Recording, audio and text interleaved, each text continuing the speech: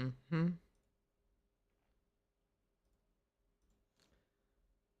Okay, I think I am back. Is it better?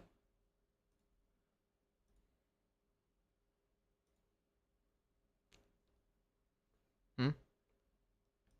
Okay, I am back. Is it better now? Mhm.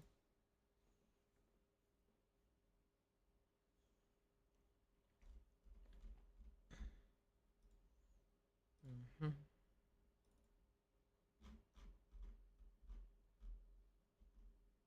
Mhm.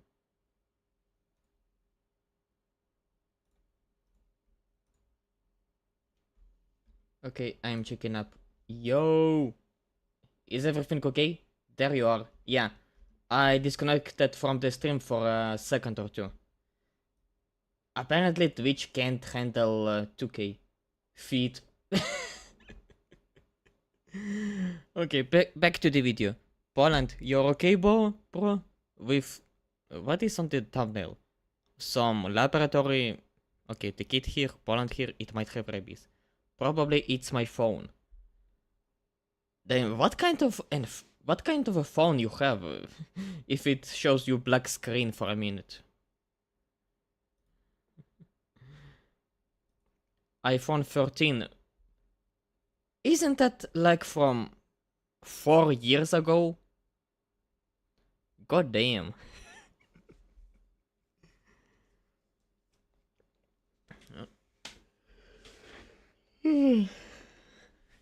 iPhone 13, it's like 2021, 22.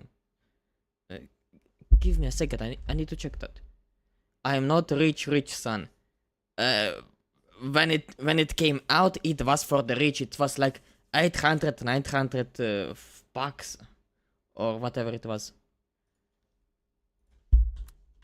iPhone 13. Mm-hmm. Release date. Yeah, 2021. God damn. Okay, let's start watching the video. So, you want to talk about it? The last 24 hours, and Oh then god. today being 9/11, One hell it's of a a time. time right now. Yeah. I don't really know what to say, Buff. The last like 48 hours. It's that. Is that dark? Dark? Where is dark? I don't see dark. Hold up a fucking minute. The voice. No, dark is not here. Only me. That was Buff, maybe. The person you were thinking about. But anyway, but about the last 48 hours. Charlie Kirk. Do I have to talk about it? I hope I don't have to. I've been racking my brain for the last day trying to figure out how to go over all these things. And I'm kind of at a loss. I'd say shoot. Open the meeting fits, son. Why? Why? That was my chair. Why does everything that I'm related to is somehow related to feet? What the fuck, man? Okay, at least you making shit funny in that context. Straight, just from the heart. Be honest about it. Did you know Charlie? No, never met the guy. Matter of fact, I actually very openly disagreed with a lot of his opinions. I still want to be nice. And it's okay. Oh. But that's the beauty of our country, is you openly disagreed with a lot of his opinions. But that's the beauty of our country, is you can disagree and still, not hate somebody. I'm gonna straight up break character here for a second. What happened to us? Yep. It's interesting that today's 9/11, and 24 years ago, I was in 7th grade and I watched those towers fall. When I turned 18, I went because my country asked me to. I worked my tail off. I did everything I possibly could. And then this, how do we become this? America, seriously, like, it's no not idea. just the Charlie Kirk thing. It's everything. The school shootings, the just constant demonization of each other, the hatred of your political opposition. Horrible. This is not the America we fought for. Yeah, Charlie Kirk said some ignorant and repugnant shit. That didn't mean he deserved to die. I say that for everybody on any part of the political spectrum. And if your political affiliation is motivating you to be violent against others, might I suggest therapy? You don't have Fully to mourn the agreeable. loss of Charlie Kirk. Hell, you don't even have to acknowledge it. That's your right as an American. But celebrating it? What the fuck happened to us? Yeah, by the way, celebrating it was absolutely insane. I saw some people that were leaving hateful comments. Some people were just tweeting out, "Yay, Charlie Cook!" I don't even want to say that. And even if you look up on TikTok right now and put in Charlie Kirk, that's sad what some people did. Yeah, it is. It is sad and just evil. About what happened, for those who don't know somehow.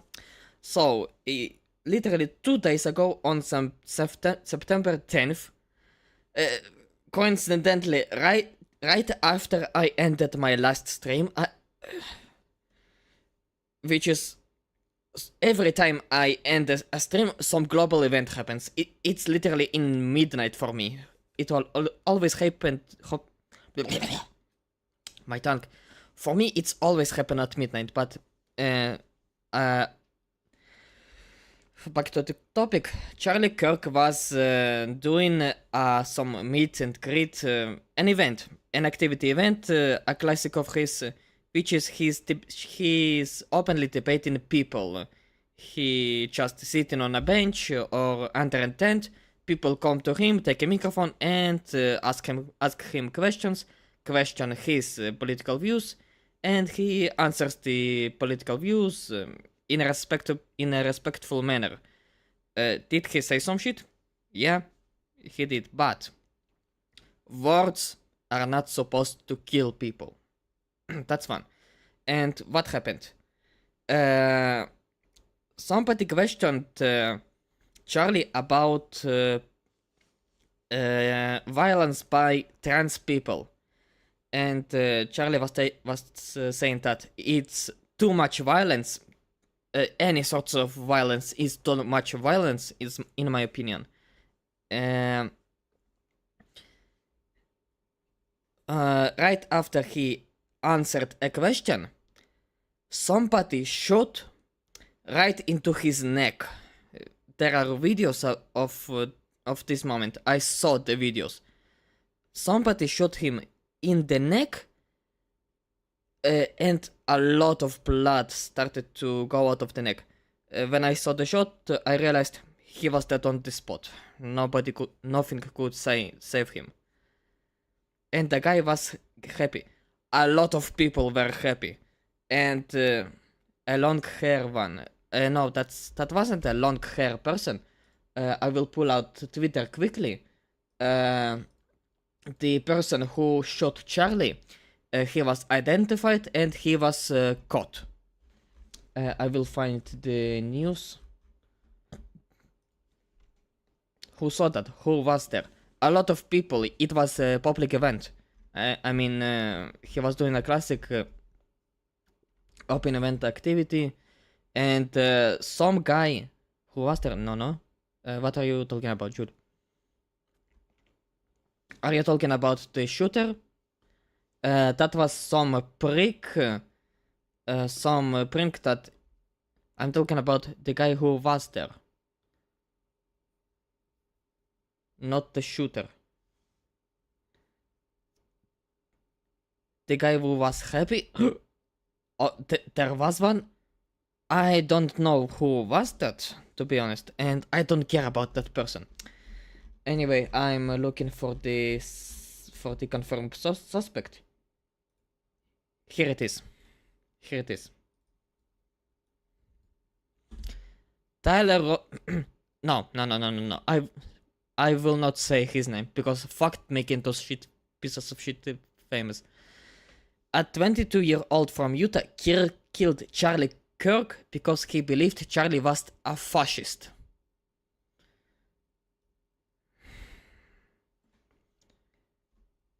I don't know about any long-hair person. I honestly didn't care about that long-hair person. But the shooter, a massive piece of shit. To kill somebody because you think he is an XYZ person? It's inhumane. It is, in fact, if anything, it is fascist behavior. Objectively.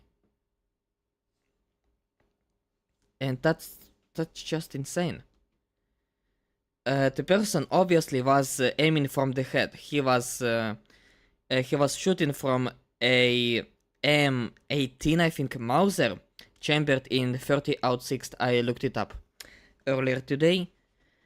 From a distance of like 180 meters, 200 yards, from the rooftop of a university that Charlie was attending at.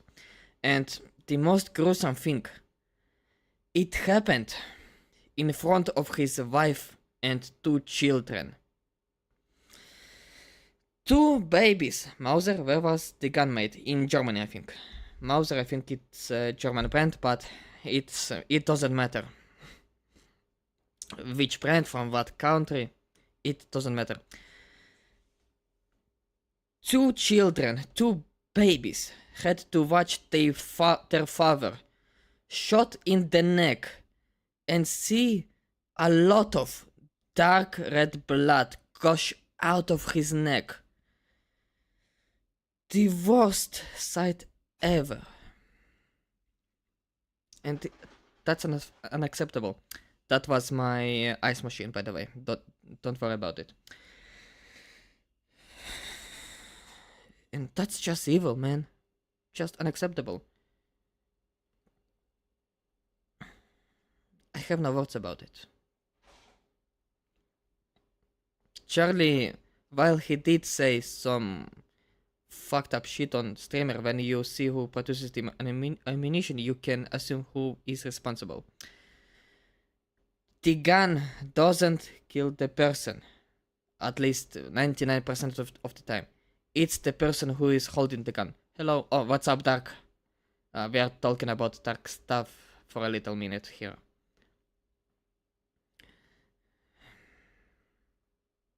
.30-06, I think it's the 30-06 I have returned. Nice. 30-06 is an American ammunition, not European. Okay, I finished my piece. Let's get back to the video. I will say that if my jokes piss off somebody that bad, and God forbid something happens to me, you can absolutely use my death to attack a minority. Yeah. Buff! Charlie Kirk, right? Yes. What happened? Yes, people do it, but who produces it can have influence.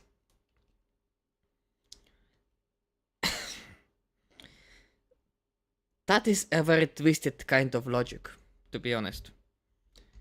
And the violence, it wasn't gun violence, it was exactly political violence, because I read the comment that not the comment, but what the person thought.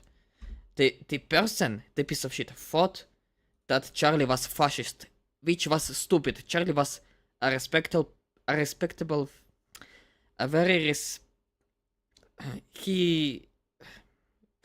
person, yeah, kinda. He respected the other side. He was willing to hear out the opponent, and he was actively engaging in the most respectful manner. I saw a lot of it. Great Darren for me, of course. it's quite the tragic story. I mean, the man was killed for speaking out of injustice. Yes, I fully agreed. Words should not kill people. Never. Never ever. No matter how horrible the words are, they are not supposed to kill. Hurt? Maybe depends on how sensitive you are. But kill? No. They're never supposed to.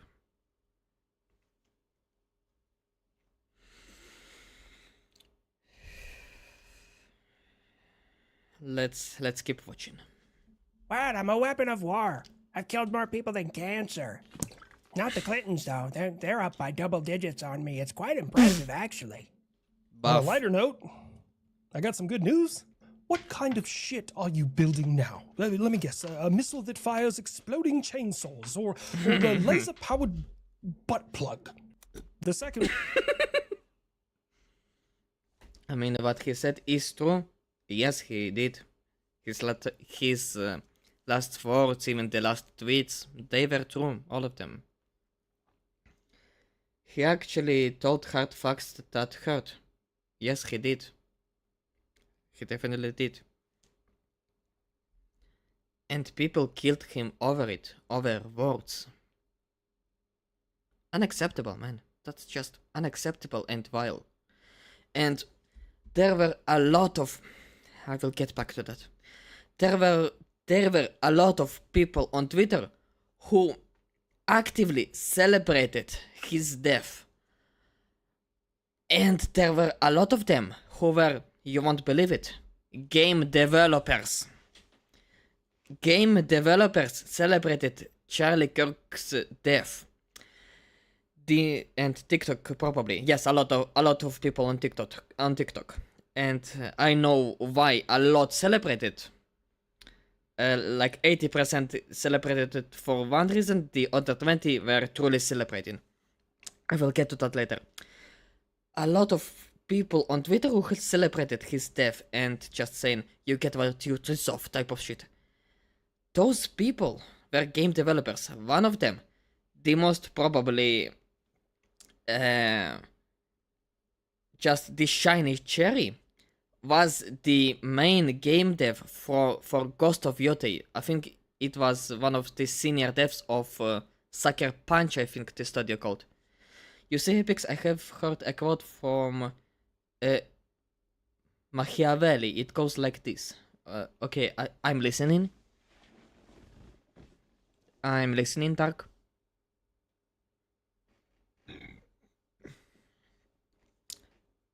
Obviously, by the way, that senior game dev was fired shortly, almost immediately, and I genuinely hope he has now a black mark on his resume. When corrupt people gain power and maintain it for a long time, they build a system that legalizes corruption. You are correct. The most correct, no, not correct, truest words that were ever spoken. Yeah, that's true. That's very true, and that's obvious. Like, the best example right now, Russia. One of the members of the Democrat Party was ashamed how his community reacted. And that's... And he's right about it. He is right to be ashamed, because that's unacceptable, man. Sorry for the delay in YouTube comments. It's okay. It's no problem.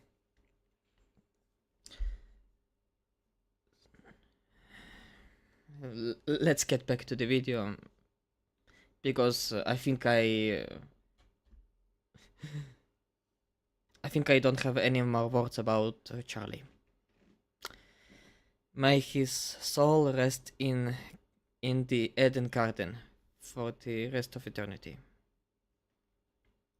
One is him just being snippy.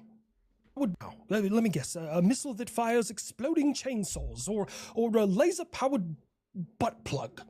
The second one is him just being snippy. But we'll write the first one down. No, I mean, maybe. I might be. I'm kind of I'm kind of always building shit. I just haven't checked the news. Kind of a lot else going on. But you know what? You're right, and I'm right, and we do be building shit. Just tell us already. I'm at the edge of the hangar door. I don't know why it's open. It's hot outside. Seriously? Hot outside? What hangar is... in what state the kid's main hangar is? Something like South Texas? Because it would be hot as fuck.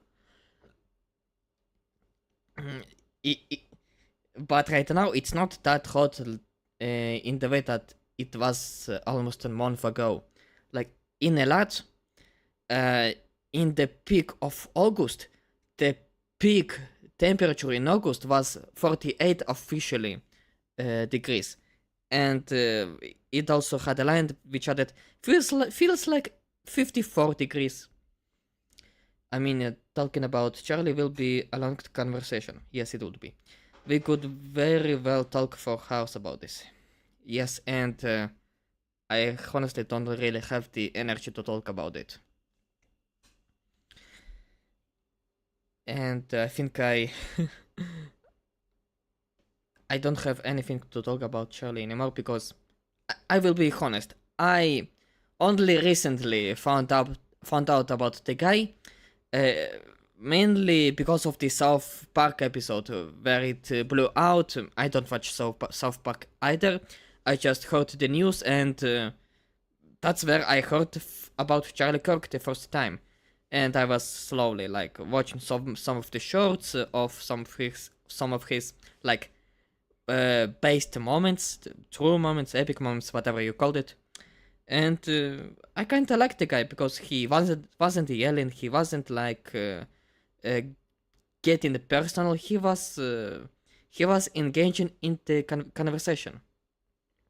He acted like a nice guy, and in the last 2 days after his death, I was getting a little deeper. I was watching content about his death, sad death, and some of the stuff. And it's a tragic event. It's sad that it's happened. And do you know what you have to do to make a fucking news channel, Sky News Australia? Do you know what you have to do to make a news channel to drop the word fuck? Really, some reporter on Sky News Australia literally said fuck. And Julian, California desert? No, I don't think the kid will be in California, considering his views, because the kid, with his attitude, he would be probably in Florida. Somewhere in the south of Florida, somewhere here like Miami. I don't know. Okay, we are done about Charlie. For sure, it's the end of Charlie conversation, and that's it. You asked where is warm, something like that. Maybe, I don't know. I sent you the Discord link. Give it to Julian if he wants to join. Oh, right. Hey, the fuck.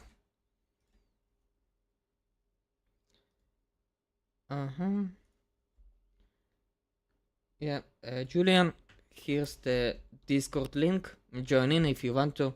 I need to put that user link, by the way, in the... Where is there? Up.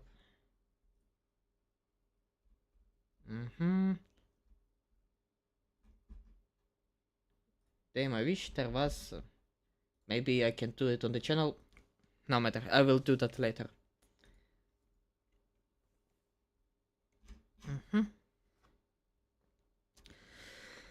Okay, back to the video.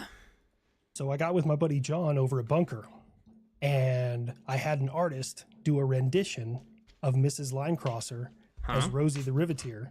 Who? And put the words, "We just be building shit" over top of it. I think it turned out phenomenal. Hell yeah. Front and... That looks good. Also, abusive language and behavior is part of society. Filtering it out is not the right thing to do. Children need to get exposed to all those to learn about the harshness of society. I'm honestly 50-50 about this one. I agree that children having to face reality is important at a young age. I kinda went through that in my teenage years. But at the same time, this reality, kind of reality, depending on from which angle you meet the reality, kinda, from which angle you approach it, the kid might get radicalized in some way. So it's a very shaky foundation. It's very hard to get right. Yeah. I mean, the best thing you can do, in my opinion, when you are young, after you finish school, go to the military. They will beat all the arrogance out of you. They will make you meet reality 1-to-1, and you will come out as a different person. I did not get into the military. I will admit that. Yes, I can go if I want to, but I won't go because I am a pussy. I am a Discord. Nice, wonderful Julian.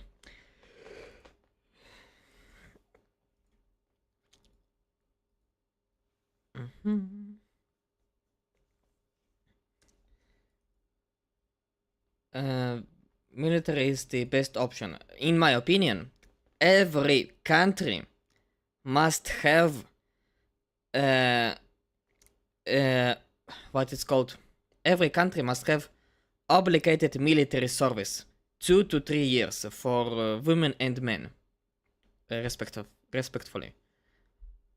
Welcome to the jungle, Julian. Welcome to the jungle. We are having fun. But I need to wait 10 minutes or something like that. Dark, can you take care of it for me?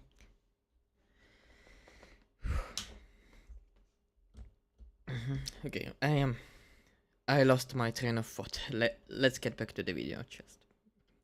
And back. I think it looks absolutely phenomenal. Oh, haba, haba. Yeah, Rosie could get my rivet too. Buff, that's literally my wife. And I'm you, a figment of your imagination. Daring security protocols.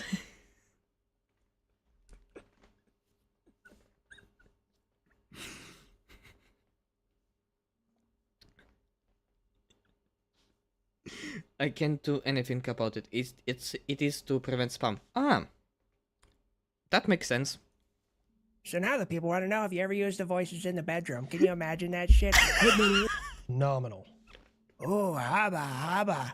Yeah, Rosie could get my rivet too. Buff, that's literally my wife. And I'm you, a figment of your imagination. So now the people want to know if you ever used the voices in the bedroom. Can you imagine that shit? I can imagine that. I mean, Buff is already showing up in HWC's tweets on Twitter. When he's having a little bit of a wild time. I'm gonna intercept you. Yeah, talking as the kid. Wow, trying to mock one of my characters as another one of my characters. That's a tough one. 9/11, the day that we struck fear into the American people. More like Pissed Off America. That was a bad idea. Really, Afghanistan, it was a Saudi individual who founded Al-Qaeda, and then Al-Qaeda worked with the Taliban, and then the Taliban and Al-Qaeda kind of had a falling out. It's very confusing. The Middle East is just a shitstorm. Yep, the Middle East is one hell of a shit show. Especially nowadays. Fucking hell. I hope he will cover the news in Israel pretty much the first 3 days of Israel and Qatar. It was holy fuck, from strategy to Israel to a fucking win. That's insane. Yeah, almost 3,000 Americans. How many fighters you lose while we were there? 100,000? Okay, that checks out. It was not without your losses here as well. Remember? Like, Yeah, 24 yeah, 20. I was about to say that. 400 service members. But let me math this real quick. 2,400 plus. How does it feel to be a part of the bad guys? Who, me? I don't know. I'm not the bad guy in this story. 3,000. I don't think that's close to 100,000. But then what happened? You ran away with your tail between your legs because Afghanistan is where empires come to die. More like got bored and had already smoked. Your prime minister was bitten by a radioactive bat with rabies for sure. With rabies for sure? Ah, Netanyahu. I don't even want to tackle this one. But if you're about it, if you're about the strike in Qatar, honestly, first of all, the target was Hamas. And Qatar is pretty much the Muslim Brotherhood who decided to make a face of a government. So I don't really give a fuck about Qatar. Hamas leaders are dead. Good. Less opportunity for Hamas.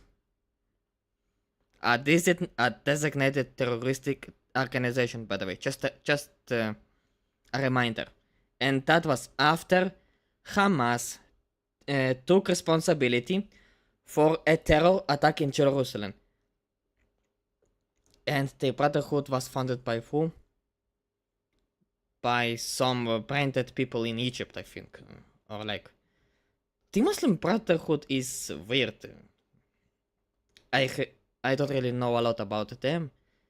I think they originated in Egypt, then... I don't know, maybe they were in... definitely Iran, Afghanistan, all of that party. I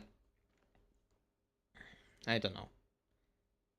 I agree with the incentive, but his statements are what is causing the problems. And Egypt belonged that time to who? You're thinking about the Sinai Peninsula. It's a little bit different situation. If you wanted me to say Israel, no.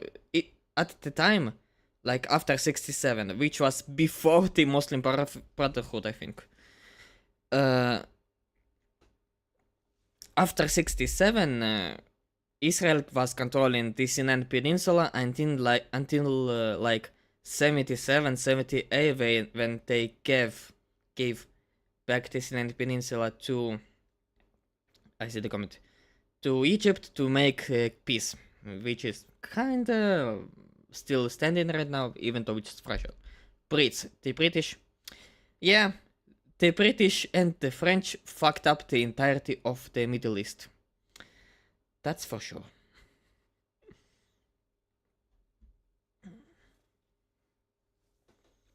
Bibi's statements is what causing the problems. Kinda 50-50, I don't know. Like, I'm not a politician, okay? The Brotherhood was founded in the 1900s, something like that, and Egypt belonged to the Brits. Let's look it up quickly. Muslim Brotherhood.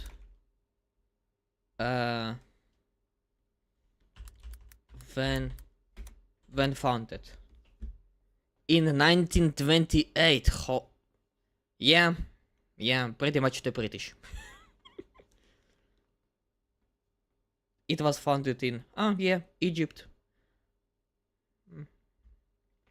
So yeah, at the time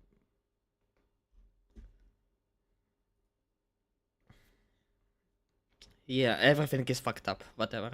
The guy responsible. I'll give you that the Pope Told ya. Yeah. I honestly thought it would be way later, like... But anyway, it's just me. I'm only starting to delve into the history of everything there. The British and the French fucked up not just the Middle East, but the entirety of Asia as well. Yeah, that's also true. I mean, India and Pakistan. and Taiwan and West Taiwan. Yeah, that checks out. Pullout didn't go very well.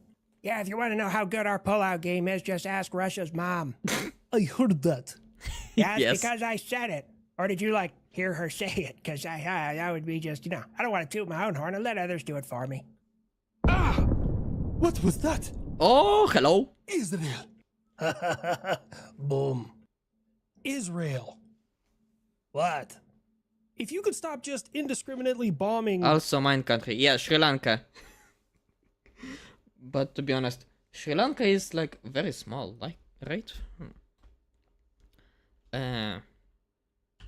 Sri Lanka, it's very small on the map.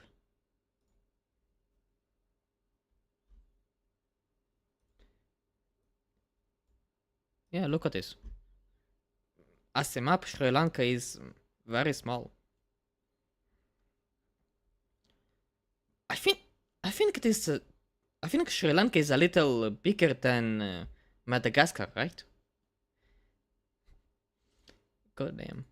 Anywhere that you suspect there's terrorists at, that would be great. Or at least give a motherfucker a heads up next time. It wasn't indiscriminate. We knew where they were. We took them out. What's the problem? The problem is you attacked another nation when it was not part of your attacks. I don't think so. What? No? Madagascar is bigger? Similar size? Huh. Maybe two first Sri Lankas are like Madagascar. Oh, so it's the opposite. Okay. I'm not an expert, okay?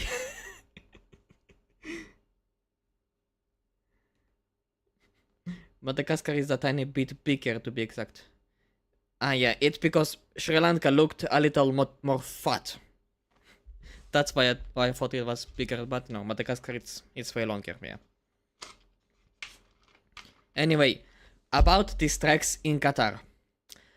There is no way in hell that this strike of Hamas leadership wasn't approved by US and Qatar. I bet 100% that in like 10 or 20 years, we will get the information that those strikes were approved by the US and Qatar. Who are you calling? Who are you calling fat?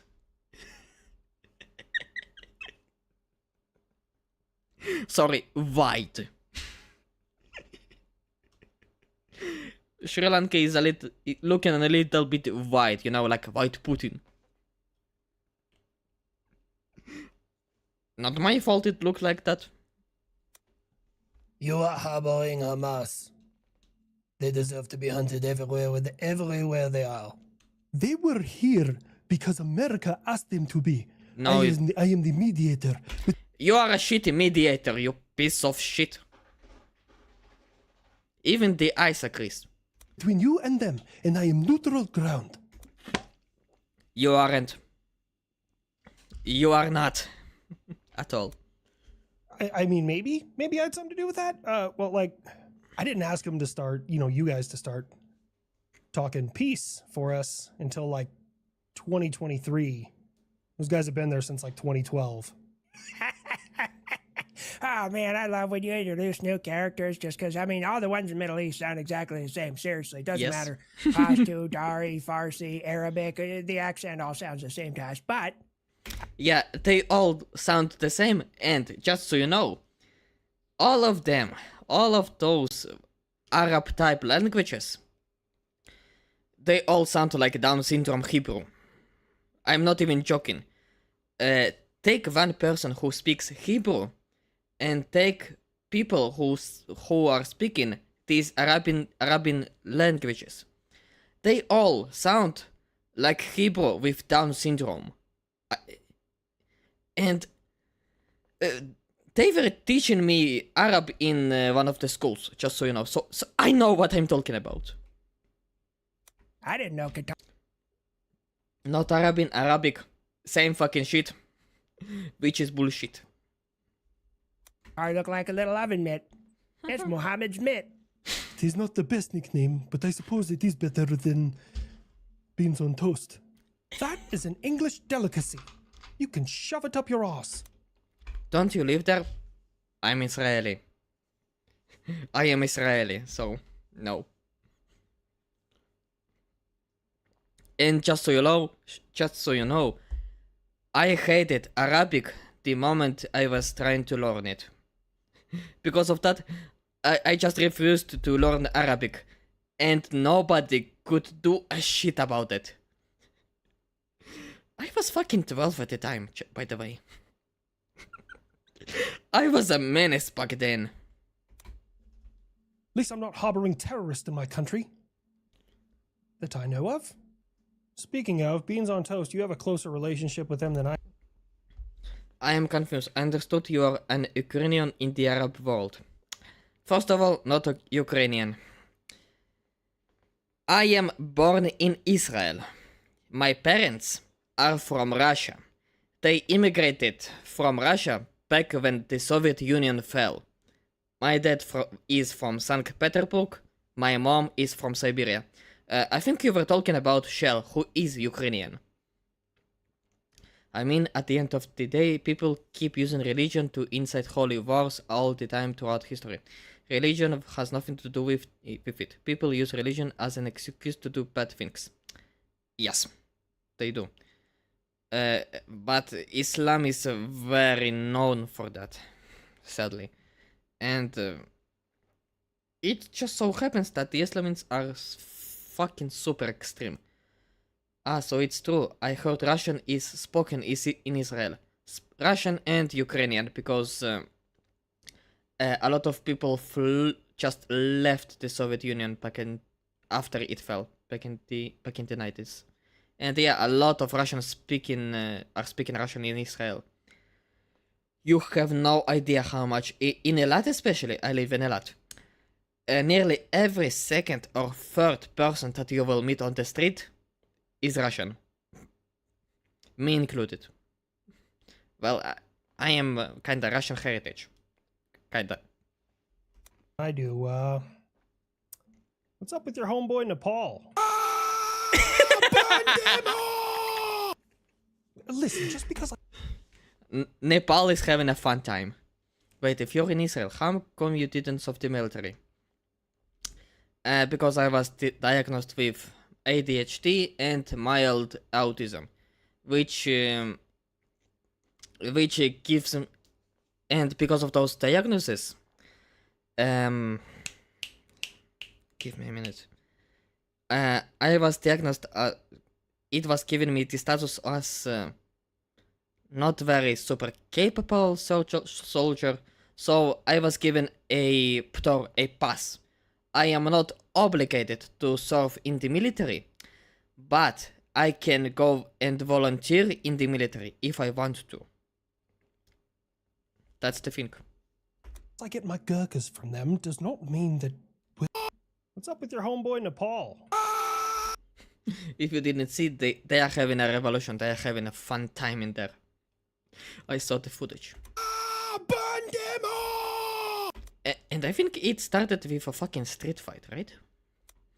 Listen, just because I get my Gurkhas from them does not mean that we're that close, and it seems like they're just working through some things at the moment.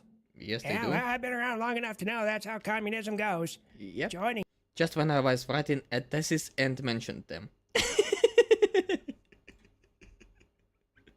Oh yeah. it's easy. Leaving it, that's violent. Wait a second. Working through some things at the moment. Yeah, well, I've been around long enough to know that's how communism goes. Joining it's easy. Leaving it, that's violent.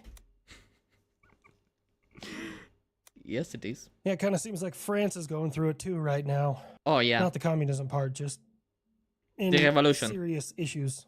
Yeah, the kind of revolution. We just finally, France is going through it again. Returning to the old traditions. Just saying. Vive la liberté. It is these weak, incompetent politicians that have put us in this situation. Until they are gone, the nation of France cannot be successful. Ah, damn, Finally. full-on French Revolution. Oh, shit. HLC, are you Hell pissed yeah. off you already used Marie Antoinette in the thumbnail a couple weeks ago? Yes and Traditions of the white flag. Yes, of course, obviously. How else? How else can you be a truly French person? Aside from eating a fucking snail. Eat a snail, eat a croissant, put a baguette up your ass,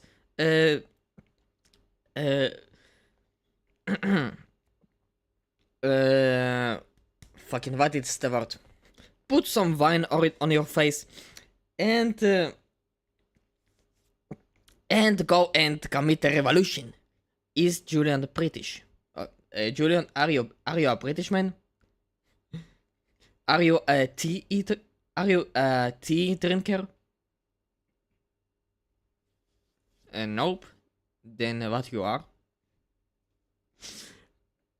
I mean, we all here, the usuals, know each other. Which country is he from? I don't know. Serbian. Wait, fucking moment. Serbian, it's like, it's East Europe, right?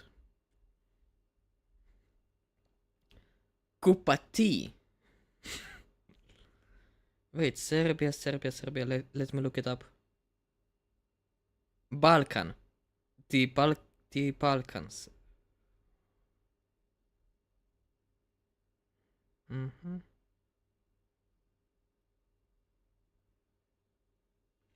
Serbia is good.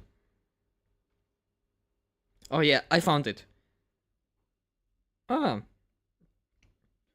You're close to Romania and Hungary. Okay. We have a European. Serbs have two states, Serbia and Bosnia, and I am in Bosnia. Oh wait, it's not Bosnia and Herzegovina, or how it is called. Bosnia and Herzegovina. Wait.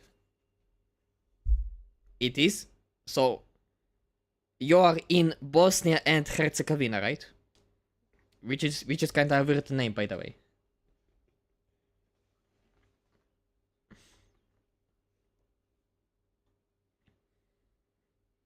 Yes.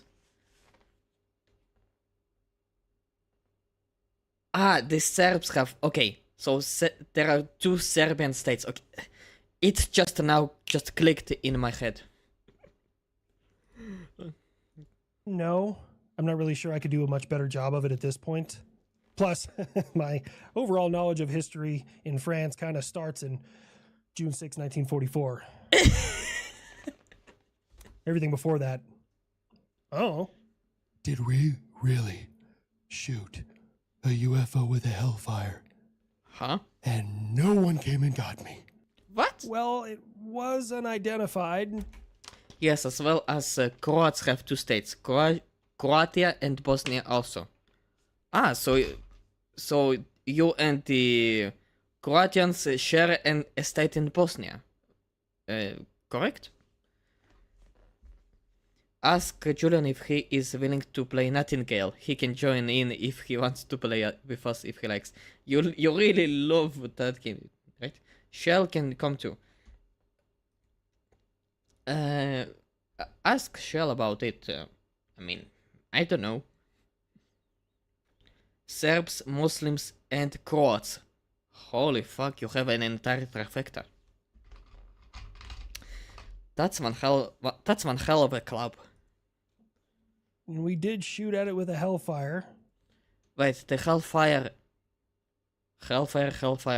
Isn't Hellfire the Blade missile? Not really sure if We can have 6 players. Good. we got away with hurting it at all. Oh, that's so. Tell Daring to DM me on Discord. Shadow, you heard the memo, right? Like you, America. Oh, look at this thing that we're unable to identify. Let's shoot it. Finally, an ally that understands us. You know, beans on toast, I think you're starting to come around. He was being sarcastic. Oh, shit. This is why British comedians suck ass. What I want to know is how, number one, we have the best air-to-air fighter in the world. Me, okay? That's debatable. No, Not really. it's a fact, proved by science. Why don't you go just touch yourself to Stargate or something like that, dork? Anyways, so we have that. And we have the best air-to-air missiles on the planet. And yet we use a Hellfire. Well, first of all, the thing wasn't aggressive. And Wait a second. Let me look up a Hellfire missile, just to be sure. Hellfire missile.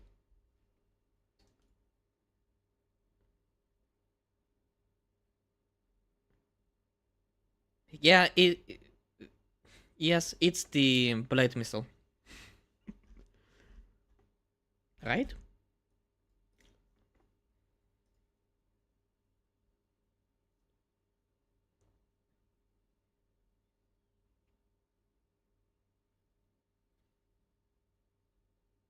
Mm-hmm.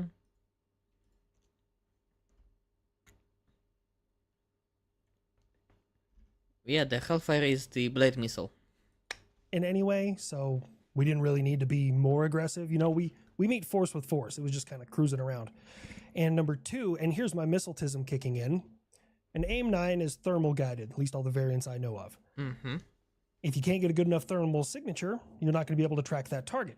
An Yeah. AIM-120 is radar guided. Let's say that Ooh. seeing something on radar and shooting it are two very different aspects of warfare. So if we can see it, but we can't get a firing solution on it with a radar, our next best bet is going to be going with laser guided through optics. Yeah, that was a lot of words. I kind of stopped listening. I went Me on the too. internet. I found a guy who has a full costume of like the alien from the movie Alien. And I'm going to see how much it'll cost for him to come and fist fight me so I can train. Every day he scares me more. And the big stick in the room, Poland. Yeah. Oh yeah, Poland, the Polish are pissed. The Polish are angry.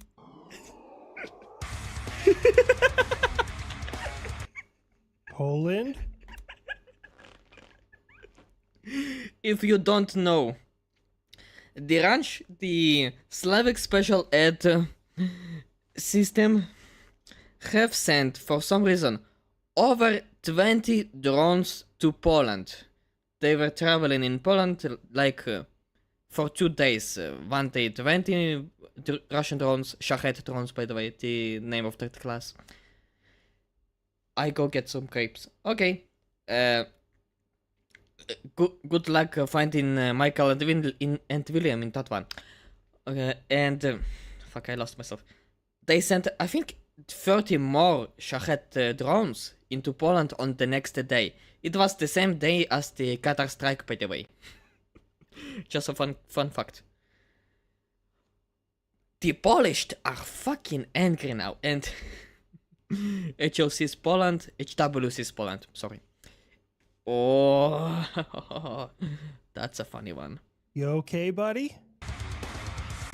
They touched my airspace. Chill, buddy. Relax, okay? Do you have any idea how much you just fucked up? Levantov.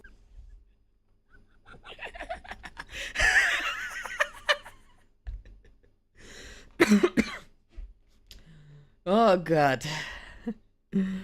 Oh, now Russia is fucked officially.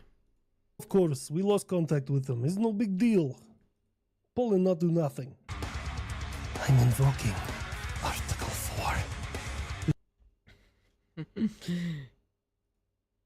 Invoking Article 4 is kinda pulling out a meeting to and debating if we should activate Article 5, by the way. We must figure out what we do. Because right now, I want Moscow to be Polish by Monday.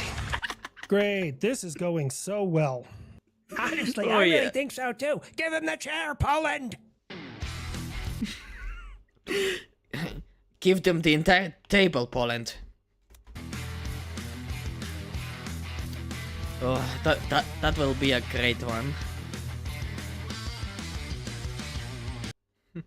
I'm pretty sure if Poland does go to war with Russia, uh, not even Moscow, fucking Vladivostok will be Polish by fucking Saturday. This Saturday. Yeah. As soon as I saw the headline about the Poland situation, I was like, I can't wait till HLC's video. Yes. Oh, Julian, I am back. Oh, good to see you back, Julian. Tell Julian that I DM'd him on Discord. Julian, you heard the memo. Oh, I'm a fucking mediator here. US, don't touch the boats. Poland, don't touch the airspace. I see no difference here. Yep, me neither. Poland wouldn't exist. Look, Poland existed, didn't exist. It was kind of situation, but right now, Poland as a military force, they can fucking topple Russia in with ease. They have a lot of F-35s. They have a lot of that. Russia, they're struggling with Ukraine for 3 years now. And they are losing a lot. So if Poland, which is far more effective, far than Ukraine, that have far more military power than Ukraine, they will nuke Russia at this point. Just hyperbole. Okay. I will get back in a minute. I need to make myself an energy drink.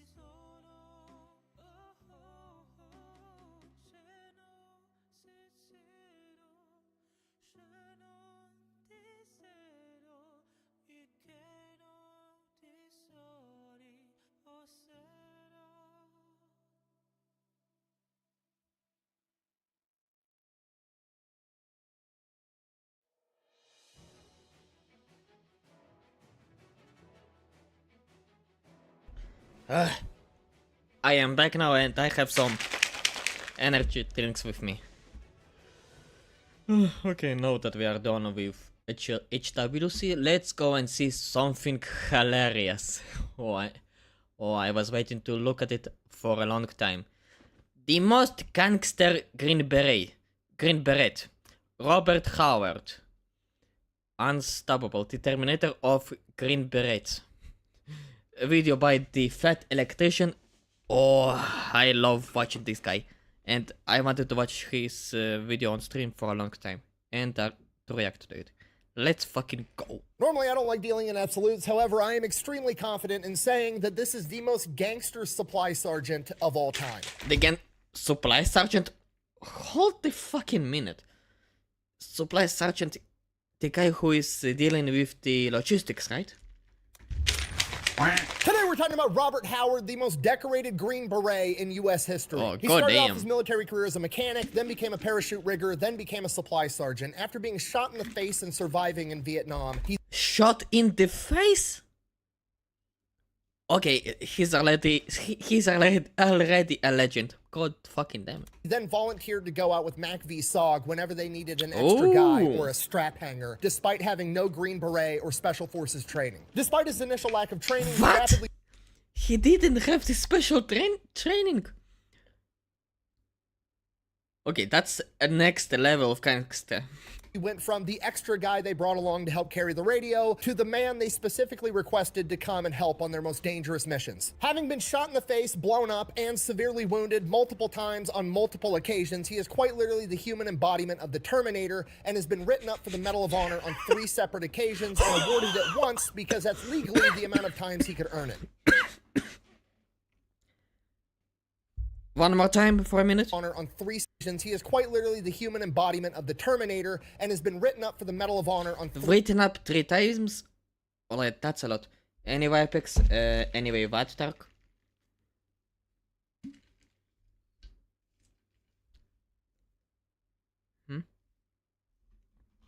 What is it, Dark?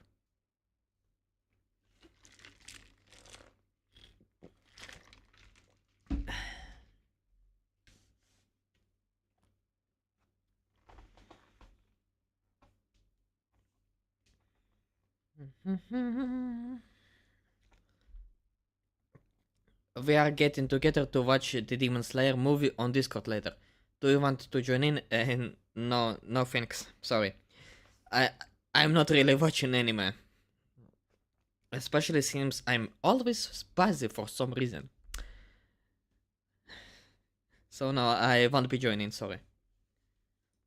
3 separate occasions and awarded it once because that's legally the amount of times he could earn it. In addition to that, he has been awarded 2 Distinguished Service Crosses, the Silver Star, the Defense Superior Service Medal, 4 Legions of Merit, 4 Bronze Stars with V-Device, and 8 Purple Hearts. 8 Purple Hearts? Holy fuck. Okay. Everything else, that's a lot, but being wounded, being shot at on a battlefield 8 times? God fucking damn it, that's a legend. And we're going to get into it right after a word from our sponsor. This video is brought to you by Element. Okay, we're not going to overcomplicate What? this. It's hydration mix. You buy a box. It's got a bunch of sticks in it. You pour that in your water. You drink it, and then you're more hydrated. They got a bunch of different flavors. They also sell them in pre-made cans. And if you're like ultra health-minded, you can get just the raw thing and mix it with your water, and then it tastes like you're drinking salt water. Because you are. Element's legitimately one of the few products that I approached to see if they would sponsor me because I actually used their product beforehand, and to be honest with you, I just wanted a bunch of it for free. Let's read the ingredient list together. Okay, I actually know all of these words. Salt, citric acid, magnesium, potassium, natural flavors, stevia extract. Hold up a second, magnesium? Fucking magnesium? Magnesium. Ah, it's a mineral. Maybe I mistook it for a different something, because I remember there is like magnesium that is a material for building vehicles, something like that. Okay, never mind. extract. That's it. Okay, there's no artificial dyes, so RFK's happy, the brainworms are mad. It's fantastic. On top of that, it's used by all kinds of professional athletes in the NBA, the NHL, the Olympics, and all other kinds of stuff, which it raises the obvious question, why are they sponsoring a guy known as the Fat Electrician on the internet? And the obvious answer is, well, I'm known for drinking copious amounts of alcohol on the internet, including at the Pentagon. Yeah. The first white cloud to ever be drunk in the Pentagon, yeah. Fucking legend. In a tuxedo tank top on top of it. I'm in a fucking white tank top, but that man in the Pentagon, in a tuxedo white tank top, drinking a fucking white claw. Fucking crazy, man. Better knowing how much paperwork went into getting First one to finish a White Claw in the Pentagon. To be completely honest with you, Element is probably the only reason me and the boys over at the Unsubscribed podcast were able to finish our last live tour, because I don't think we would have made it to all the venues without it. So yeah, if you want to give it a try, head over to DrinkElement/Fat Electrician. Doesn't matter if you're an old customer or a new customer, you're going to get a free sample pack with your order. Let's get back to the video. Like father, like son. Our Oh story god. begins on July 11th, 1939, when Robert Howard is born in Opelika, Alabama. When he's 4 years old, his dad is drafted Sweet home Alabama. Dun, dun, dun, dun, dun. Sweet home Alabama. The most unfortunate place to be born in. to go off and fight in World War II in the Pacific, and when Dad comes back, he suffers from what I can only describe as undiagnosed PTSD and has a crippling alcohol problem. From there, Dad works at the local cab company for the rest of Robert's childhood, and he grows up dirt poor in Opelika, Alabama, with his dad, his mom, his grandmother, and his 6 younger siblings. The only early childhood memory that he 6 younger siblings.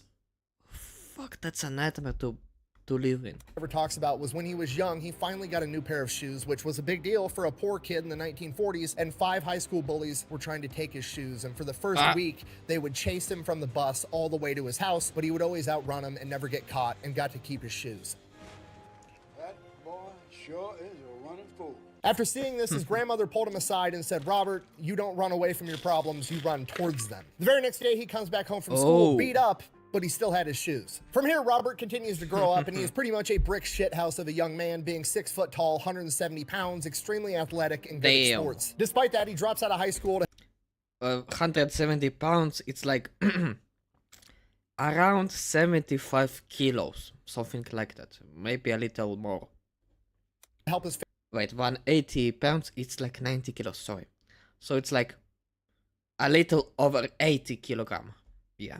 family make money and goes to work with Dad at the cab company. When he's 17 years old, he gets his GED and then wants to enlist in the military. Dad is furious, doesn't want his son to enlist, wants him to go off, get a normal job, lead a normal life. Robert basically just comes to him and is like, "Look, I'm 17, I need your signature to let me go join the military, but I'm gonna do it in a year anyways if you say no, so you might as well just let me do it now." Dad agrees, signs the paperwork. Robert ships off to basic training. Crushes basic, crushes AIT, no problem whatsoever, ends up getting stationed at Fort Hood, and he is a mechanic because of his experience at the cab company. Now that sounds all good and fine, but this isn't what Robert wanted. Robert grew up watching propaganda from World War II and the Korean War. He wanted to go off and become a paratrooper, and now he's stuck inside the motor pool doing maintenance on a bunch of military vehicles. This is just shitty. It's not what he wanted. But he's trapped. There's nothing he can do. So he basically just lives it up. He's, you know, a lower enlisted private, then a specialist. He's partying, he's drinking too much, he's going out with his friends. He's not really doing anything to advance his military career. After a couple of years of doing that, his re-enlistment's starting to come up, and his sergeant pulls him aside and is like, "Hey, look, if you want to stay in the army, you got to get your shit together and actually start doing stuff to advance your career. Otherwise, they're going to kick you out." So that's exactly what he does. He gets real straight.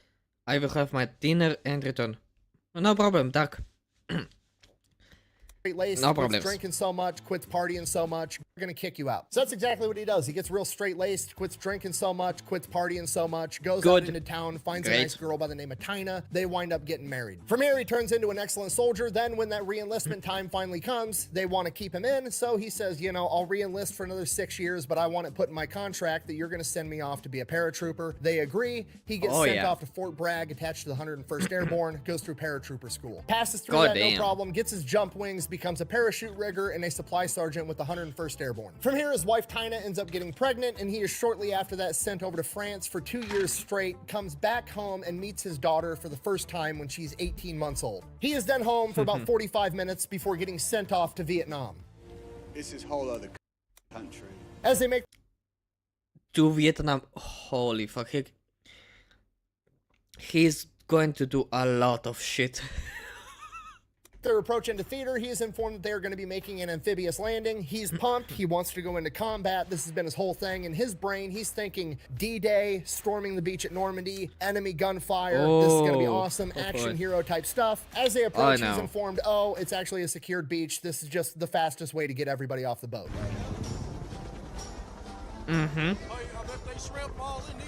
So, not the excitement he was looking for, but whatever. They pull up in the Higgins boat, they drop the hatch door, he's told that they're on the beach, he steps off, full of all of his gear, 120 pounds worth of shit, he then sinks 12 feet to the ocean floor and almost drowns. From here, it's Day one. 6 weeks of just moving closer and closer towards combat, and it's just a giant nothing burger. Nothing ever happens. They're just driving the trucks closer, marching, getting to where the actual combat is. As they get closer and closer, things start to escalate. Sometimes there's, incoming mortars. Sometimes there's enemy sniper fire, but really it's just kind of boring. Nothing ever happens. Never sees any bad guys. Nothing. And then one day they get ambushed. Nobody was expecting it. It's a giant clusterfuck. His officer in charge is kind of like panicking, doesn't know what to do. He's froze up, not giving any orders. Howard runs up to him and is like, what are we doing? What's the plan? Guy doesn't have anything. So he's just like, point to a spot on the map you want me to defend. I'll go defend it. Gives Howard a location. Howard grabs some guys and sets off to defend that perimeter. Once he gets to this position, he starts setting up the perimeter, getting his guys set up with fields of fire. And while he's doing that, he winds up getting shot in the face with an AK-47 right in the cheek, passes through his mouth, knocks out a bunch of his teeth. Goddamn. Oh, my dad is calling me. Hold up a second.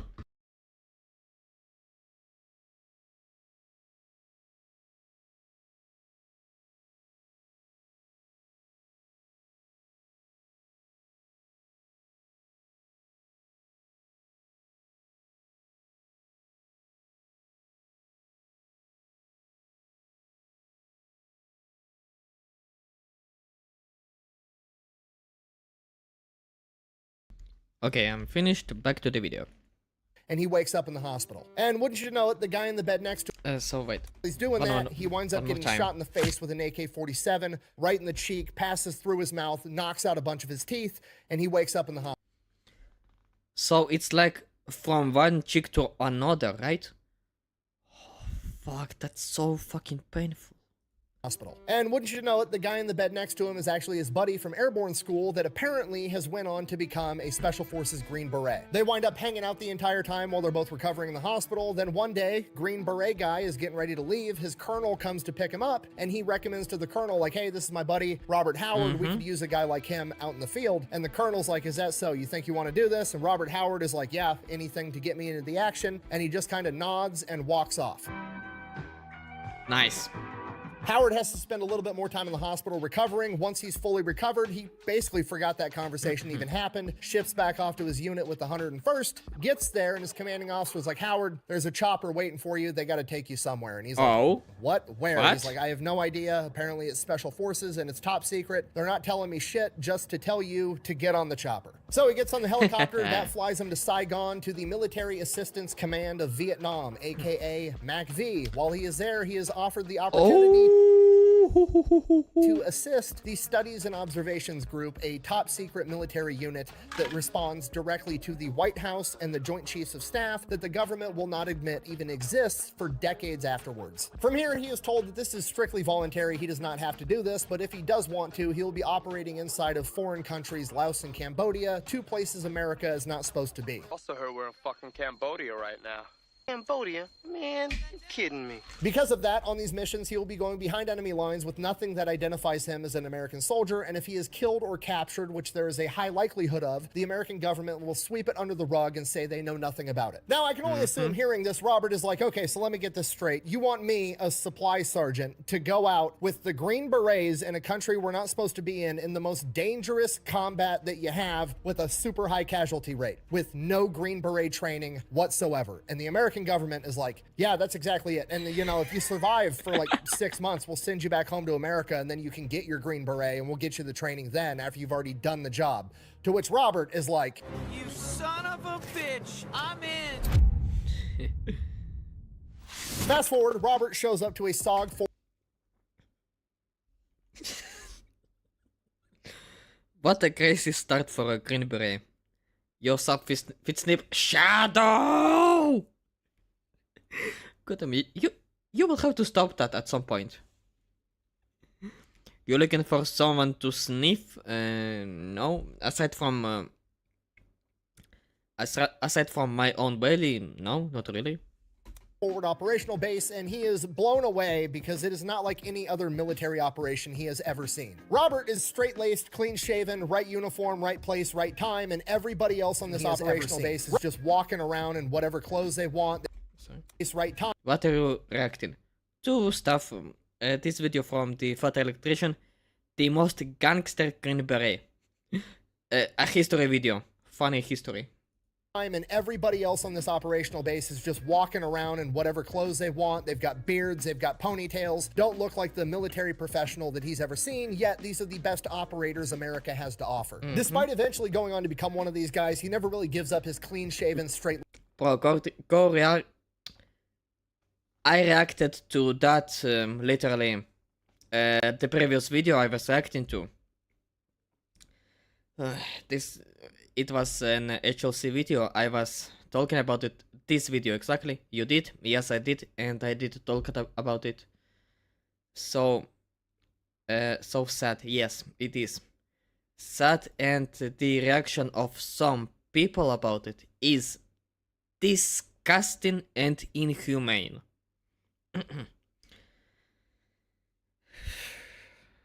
I don't want to go back to it. I don't want to talk about it anymore. I said all my pieces.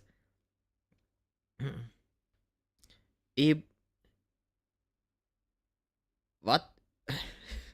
Shut up, sorry, but I don't think what is the first word? I saw him getting shot without blur. I saw it too. I saw the original video too. I saw the wound. He was dead on the spot. Laced appearance, which, you know what, to be fair, fucking look at him. If I looked like that, I wouldn't give up my clean-shaven look either, okay? Look at his jawline. Now that's a jawline.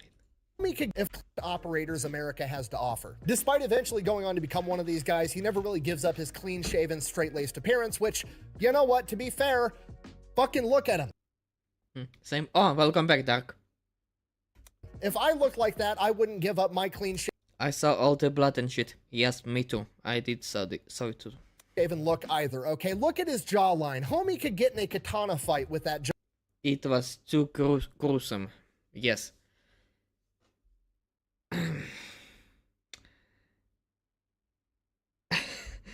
I already said that I don't want to talk about it, but once again, it's especially gruesome when you take into account that it happened in front of his wife and 2 children.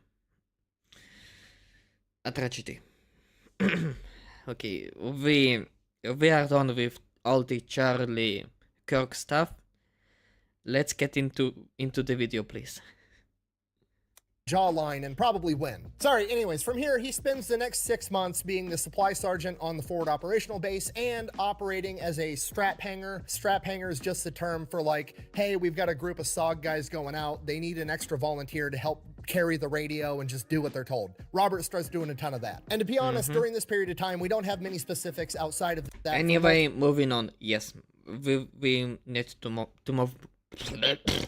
My tongue. We need to move on from that. For reasons, everything's top secret. A lot of the MACV SOG documents were destroyed after Vietnam, and Robert never kept a personal journal. In fact, the only reason we have stories on Robert Howard at all is because they had to document what he did to earn his medals. Everything outside of that he did is lost to time. So we don't really know what happened over the... Julian joined the Realm Valkyrie gang. Hell yeah. this 6-month span. However, we do know that he was in combat because during this period he was awarded the Combat Infantry Badge. From here, he goes back home and he goes through the entire Green Beret training pipeline through 1966 through 1967, and by the end of 1967, he is awarded his Green Beret. From here, he gets Prime, you, me, and Julian.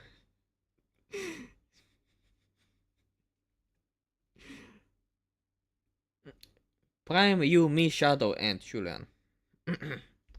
Forgot to mention that.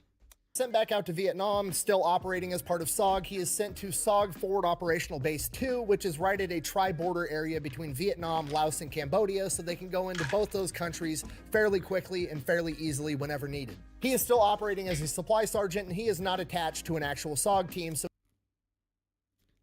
We can finally beat this zombie flood-infested bear.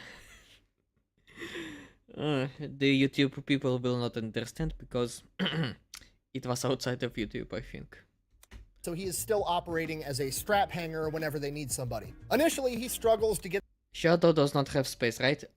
Shadow, alright, you did not buy an SSD, you bought an router, yeah. Shadow does not have space. the opportunity to actually go out with the SOG team because, well, they're going out behind enemy lines on an extremely dangerous mission. Nobody wants to bring the fucking new guy for his first time, right? Well, somebody He said he needs an SSD, right? Yeah, he did. finally takes a chance on him. He proves himself. He starts strap hanging all the time. And from here, he goes from the fucking new guy to the guy that everybody specifically requests. And from here, fairly wait. quickly, rating I lost 1967, the he is plot. awarded his Green Beret. From here, he gets From here, he goes back home and he goes through the entire Green Beret training pipeline through 1966 through 1967. Alright. And by the end of 1967, he is awarded his Green Beret. From here, he gets sent back out to Vietnam, still operating as part of SOG. He is sent to SOG Forward Operational Base 2, which is right at a tri-border area between Vietnam, Laos, and Cambodia, so they can go into both those countries fairly quickly and fairly easily whenever needed. He is still operating as a supply sergeant, and he is not attached to an actual SOG team, so he is still operating as a strap hanger whenever they need somebody. Initially, he struggles to get the opportunity to actually go out with the SOG team because, well, they're going out behind enemy lines on an extremely dangerous mission. Nobody wants to bring the fucking new guy for his first time, right? Well, somebody finally takes a chance on him. He proves himself. He starts strap hanging all the time. And from here, he goes from the fucking new guy to the guy that everybody specifically requests because he's ferocious on the battlefield and he comes up with, we'll say, innovative solutions to problems. On Oh my god.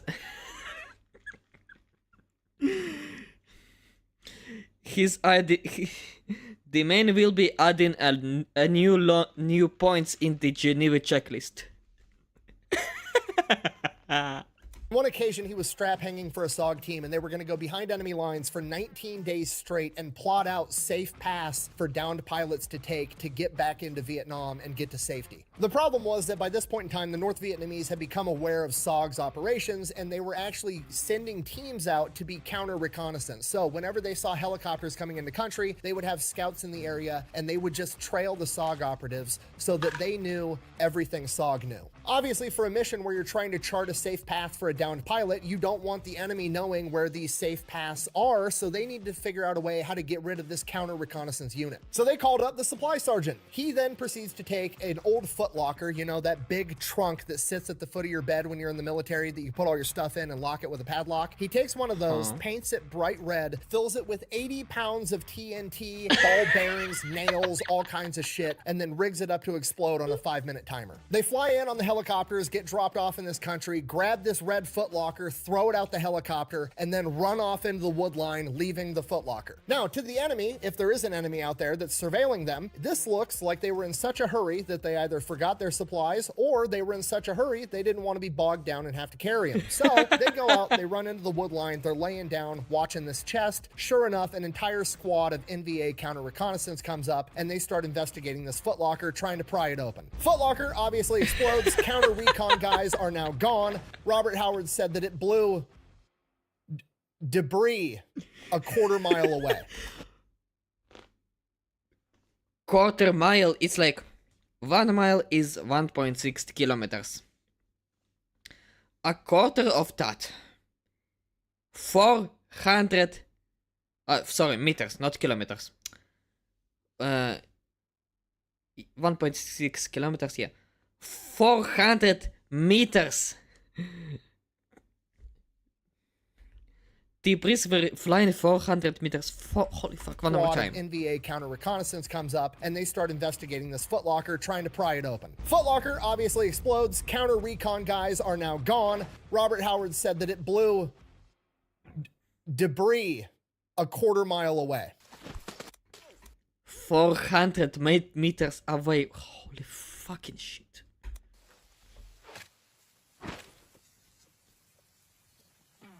On another occasion, he was part of a hatchet force, which was a team that was actually supposed to go out and engage the enemy, and he thought it would be a good idea to run up next to a troop transport truck full of NVA soldiers. He then rigged up a claymore to explode and hucked it in the back before diving in the ditch and blowing up the entire truck. One of the SOG team leaders that he strap hung for consistently later described him as, and I quote, "I never saw him show any fear whatsoever. He'd do anything you wanted him to do." Damn. Dude was literally the Terminator. I'm a cybernetic organism, living tissue over a metal endoskeleton. I just wanna fight! All right, We already have a crazy man. The craziest man that ever lived. In October 1967, Howard volunteers as strap hang for a recon mission. Super straightforward mission. There's a river. Next to that river, there's a trail that the NVA is well known for using. Military intelligence figures there's got to be a communication line strung right along that trail so they can communicate. They want them to go in super sneaky, attach something onto this wire so they're going to be able to listen to all their communications and then get out. So they go out on this mission. Everything's going great. They make it to where this river is. They're looking for the communication wire and they come up on an enormous enemy cache of supplies, food. There's 1,000 rounds of recoilless rocket ammunition and a ton of small arms ammo. They figure they got to do something about this, but they're a small recon element. They're not going to be able to take this out by themselves. So they radio back into headquarters. Headquarters agrees they need to get rid of it. So they send in an entire hatchet force, which is like 30 to 60 guys that are meant to actually engage the enemy. They go, they link up with the hatchet force. They bring them to the cache. And while they're making their way to this enemy cache, they get ambushed. A concealed enemy machine gun position unconceals itself, starts opening fire on Howard and all of his men. Howard dons his plot armor and rushes the machine gun nest by himself, gets to the mouth of it, and drops all 4 men inside of this nest. While that was happening, another enemy machine gun nest unconcealed itself, unbeknownst to Howard, and as soon as he clears the first one, he blacks out. Oh, what happened? He got lit up by that second machine gun nest, and when he comes to, he's shot through his left shoulder, he's got a broken clavicle, and he's got blood all over his face. He was just shot in the face again. Again! How the fuck does that man survive? It's real plot armor. Hindsight, he thinks it was a ricochet because it didn't penetrate his actual skull. Regardless, he's not doing that great. So he lays there and waits for the medic to come help him out. No, I'm just kidding. He starts crawling towards the other enemy machine gun nest after being shot, and he starts making his way there, and then he starts taking fairly accurate fire from an enemy marksman off in the distance, grabs his CAR-15, returns fire, kills that guy, continues crawling to the enemy machine gun nest, gets right up to the mouth of it, and hits it with a grenade. From here, he runs back. I'm sorry, but this guy is too crazy. I need to go to the porcelain throne for a minute. That's fucking insane. What the fuck?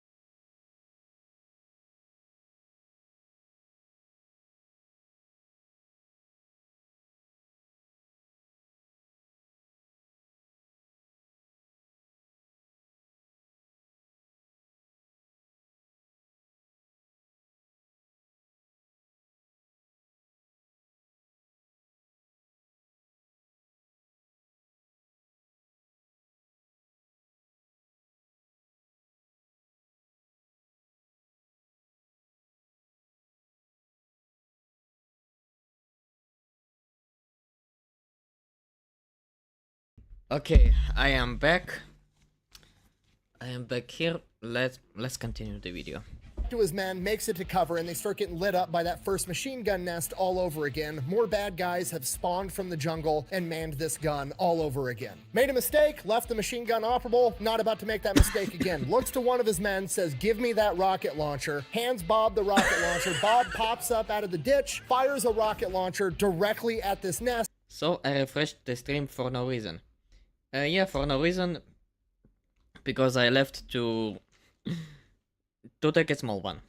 Blows the entire thing up. From here, the hatchet force and everybody else moves in. They burn all the food. They blow Bonk. up all the ammunition. They exfil. They get extracted by helicopter. Bob gets sent off to the hospital. Bob gets patched up at the hospital, gets out of the hospital, gets in a helicopter. They fly him to MacVSOG headquarters with one other guy that was there that apparently did exceptional things in the battle as well. And they go into a meeting with General Westmoreland, the 4-star general that is in command of all of SOG. God Westmoreland damn. then sits him down, tells him that that was one of the biggest enemy caches they've ever found, and that this mission was an enormous success, and both of them performed incredibly, and basically does like the Godfather Mafia move of like, I owe you one. What do you guys want? First guy tells General Westmoreland he wants to get commissioned as an officer and go off to flight school because he wants to be a pilot. General Westmoreland's like, done. Turns to Howard. What do you want? Robert Howard looks him right in the eye and says, I just want to continue my combat duty. Hell yeah. What is it? A video? It is a history video.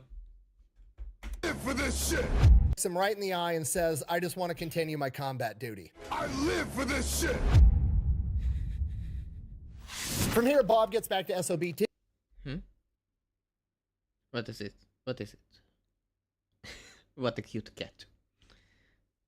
Continues his duties as a supply sergeant, and the base commander informs him that he has written him up for the Medal of Honor. He would not wind up getting awarded it, though. It would get downgraded to a Distinguished Service Cross. Second week of December, they think they know where a battalion headquarters is for the NVA. They want to send in a big team and take them out. Basically, they're going to send in a team, get eyes on headquarters, call in an accurate airstrike, blow the entire thing up. That being said, they're expecting heavy contact. Going to be a super dangerous mission. Call in the supply sergeant. May I ask hello Van? First of all, I will be first playing Need for Speed The Run. I will be playing Need for Speed The Run. After I finish The Run, I will go to Halo 3. And after Halo 3, I don't know, maybe I want to kinda do various games, not only streamline Halo, all the Halos. So after 3, I think, after Halo 3, I think I will be doing, I don't know, another game, whatever I have on Steam. So they go in, they get inserted miles and miles from where they think this headquarters actually is because they want to be able to sneak up through the jungle as soon as they have... No. Cyberpunk. No. I know what you're trying to do. That's not happening, buddy. Cyberpunk is not Twitch or YouTube friendly. Sorry. Aww. Helicopters touch down, they get ambushed. During this ambush, Bob ends up getting shot. Obviously, I have Cyberpunk. I have the game. But I won't be playing it on stream, sorry. No. To the right shoulder and getting his forearm sliced up from shrapnel. Despite that, they fight off this ambush and Bob refuses to get extracted. According to him, What? it wasn't that bad and he didn't want to be the reason they ended the mission.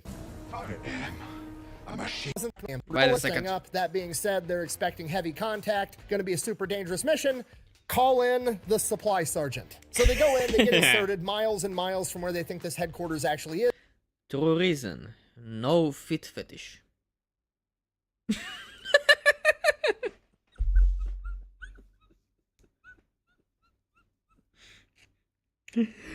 Why do you people concentrate so much on... Since when am I a fit fetishist? I am not Tarantino. Why is that? Is it because I am a is that because I am a Fleur de Lis simp? love her boobs, not her legs. God damn it.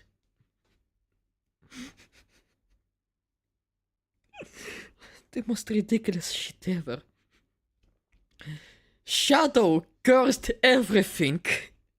Fucking damn it. Is because they want to be able to sneak up through the jungle as soon as Oh, god damn it. Your mod mentioned you and Fit. I have no idea why Shadow called me a Fit sniffer. It's just out of nowhere, to be honest. Makes no sense at all. as the helicopters touch down, they get ambushed. During this ambush, Bob ends up getting shot through the right shoulder and getting his forearm sliced up from shrapnel. Despite that, they fight off this ambush and Bob Wait. as soon as the Again, I got distracted again. helicopters touch down, they get ambushed. During this ambush, Bob ends up getting shot through the right shoulder and getting his forearm sliced up from shrapnel. Ow, that's painful. Despite that, they fight off this ambush and Bob refuses to get extracted. According to him, it wasn't that bad and he didn't want to be the reason they ended the mission. Yep. Dirty or clean feet or both? Neither. None of them. I prefer to see shoes. A machine. From here, mind you, after being shot and hit with shrapnel and getting attacked by an ambush, they then proceed to walk 2 days through the jungle to get to where they think this battalion headquarters is. So Bob and the other 9 guys in this 10-man element make it to where they think it's at. The headquarters is there. They start observing. They're Wait. In the movie Terminator 2, the T-80 was called Bob, right? Terminator 2. Bob. It was like his name, right? Yeah. I thought because Robert, like Rob, Bob, and all this shit. But no, it's because he was the fucking. Now it makes sense in my head. I forgot that in the movie the T-80 was called Uncle Bob. I forgot about it completely. Holy fuck, I'm an idiot. looking around, they're seeing what's going on, they're watching everybody, you know, getting... Can't remember when I last watched it. I will admit, I never watched the Terminator. Because of that, I didn't really understood the jokes. It's on me, my fault. But now it's kinda clicks, because I watched a lot of videos on YouTube about the different T models. And only now do I remember about the nickname of the T-800.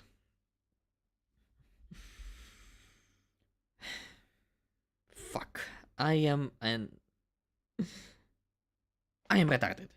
Anyway. Intel, and they come to the realization this isn't 1 battalion, it's 2. It is now 1,000 versus 10. But that's okay, It's not a big deal. They're not trying to engage the enemy in a 10 versus 1,000 battle. They're just there to call in the airstrike, which is exactly what they do. They call in the airstrike, a bunch of enemy soldiers take off running into the wood line, abandoning their HQ. They blow the HQ all to shit, at which point the airstrike is done and Bob's looking around like, they fucking missed some. So Bob goes in there, brings the other 9 guys with him, and they burn down all the rest of the buildings and tents and blow up the rest of the supplies. Then they hightail it out of there. As they're headed back to the extraction point, they run into a bunch of the soldiers that had abandoned their HQ. T-800, is that floor? What? No, T-800 is the classic Terminator. The metal exoskeleton that you see in the movies with Arnold Schwarzenegger, that's the T-800. Fuck, I got trapped in a minute, right? T-800. I don't think there is a building with that many floors, by the way. I don't know, maybe something like, what's the name of that building that is in Dubai, I think. Azush Khalifa, or whatever the name it is. The highest building on Earth. Maybe that building has that many floors.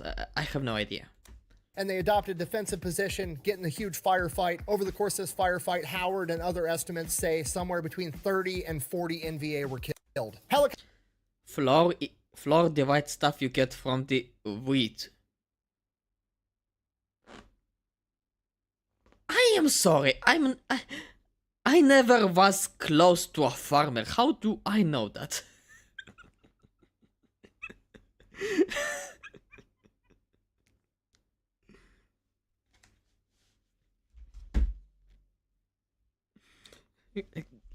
Give me a minute. I need to look up what it is at all. Flour.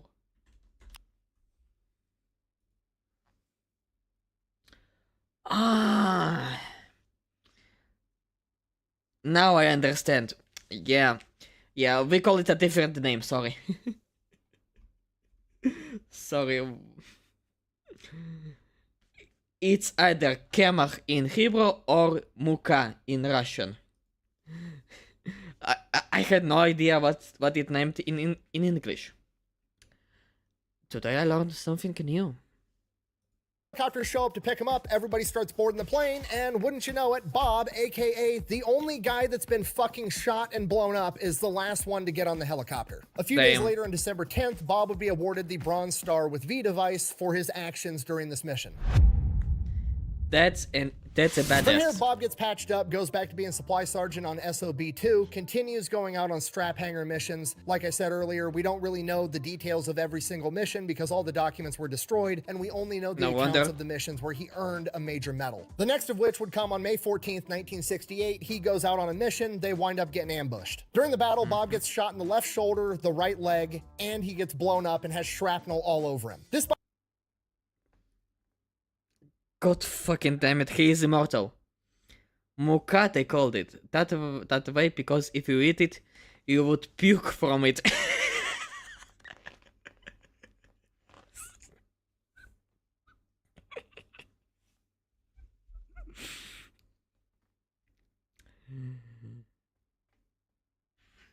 I have no words.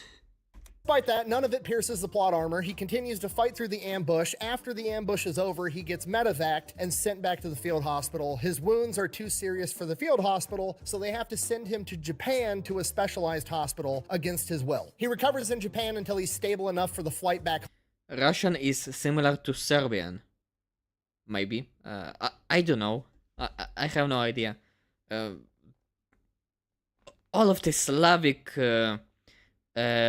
languages are kind of similar because obviously all of them were in the Soviet Union, so they're kind of all of them in one family.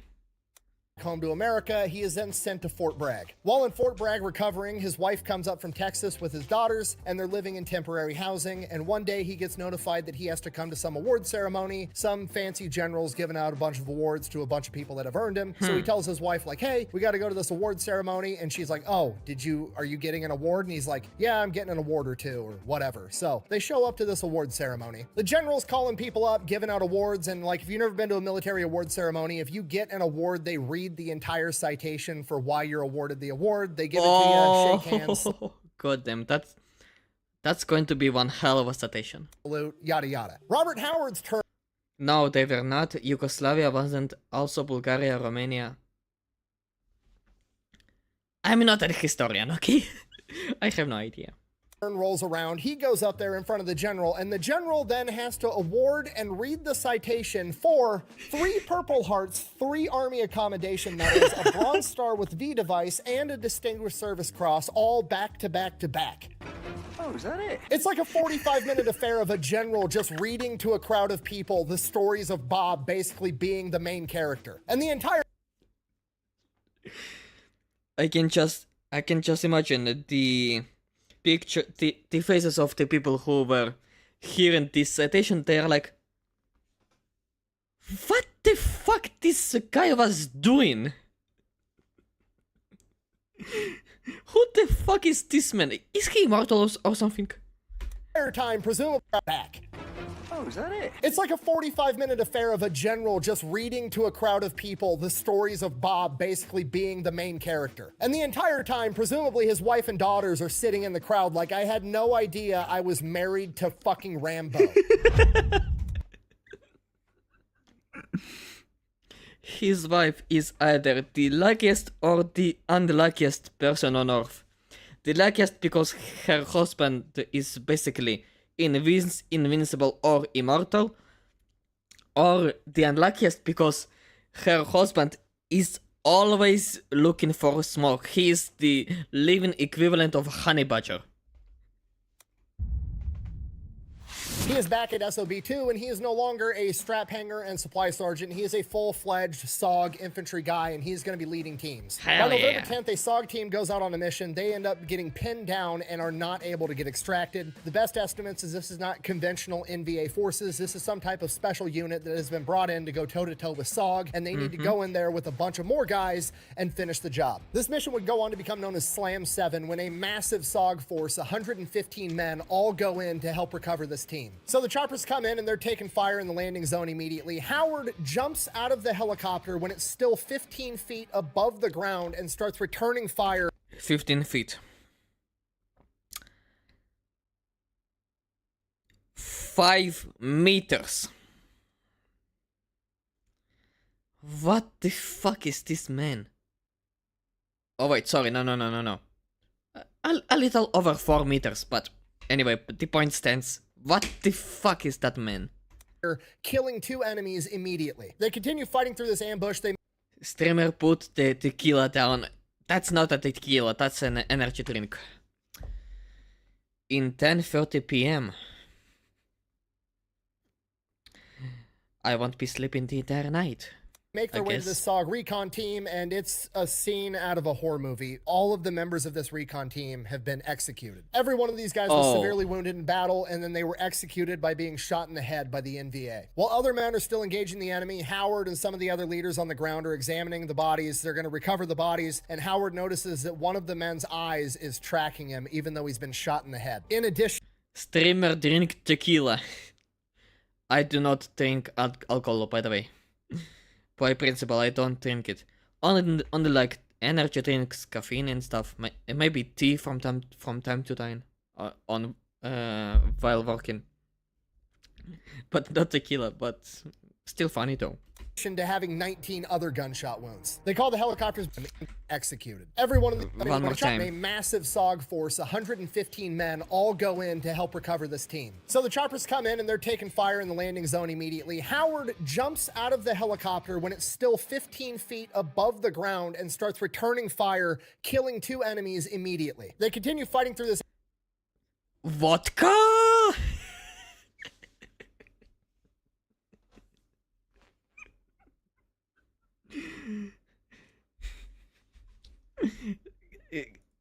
Give me a minute. Not this minute. You were not supposed to see that. Where is that? I think you know what I'm going to pull out. What the fuck? Oh, here it is.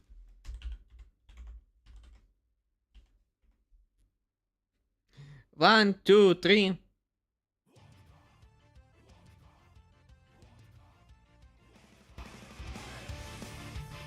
Okay, that's enough.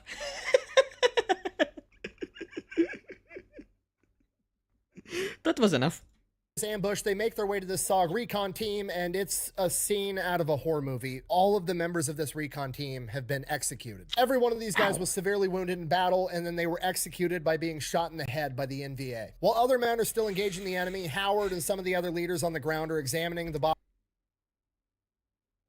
They're going to recover the bodies, and Howard notices that one of the men's eyes is tracking him, even though he's been shot in the head. In addition to having 19 other gunshot wounds. They call the helicopters back in. They start coming in. They're loading up the bodies and all the wounded men. The helicopters are taking off, and one of the helicopters ends up getting shot down by massive anti-aircraft guns. Their best guess is that it's an anti-aircraft setup on the back of a half-track. So then they go, they rescue those guys, get them out of there, and then they call in for orders like, hey, there's heavy anti-aircraft guns. What do you want us to do? Thinking they're still going to get get extracted. The whole point of coming out here was to recover the men or the bodies of the men. That's what they've done. Time to leave. Chain of command says you need to take out the anti-aircraft guns. You don't know where it came from, go find them and take them out. Son of a bitch. Okay. Alright, the hunt has begun. This just turned into an overnight operation. They bed down for the night. They get ambushed in the middle of the night with grenades and mortars, one of which peppers Howard's entire backside with shrapnel. Howard then calls in air support, orders his men to open the operation. They bed down for the night. They get ambushed in the middle of the night with grenades and mortars, one of which peppers Howard's entire backside with shrapnel.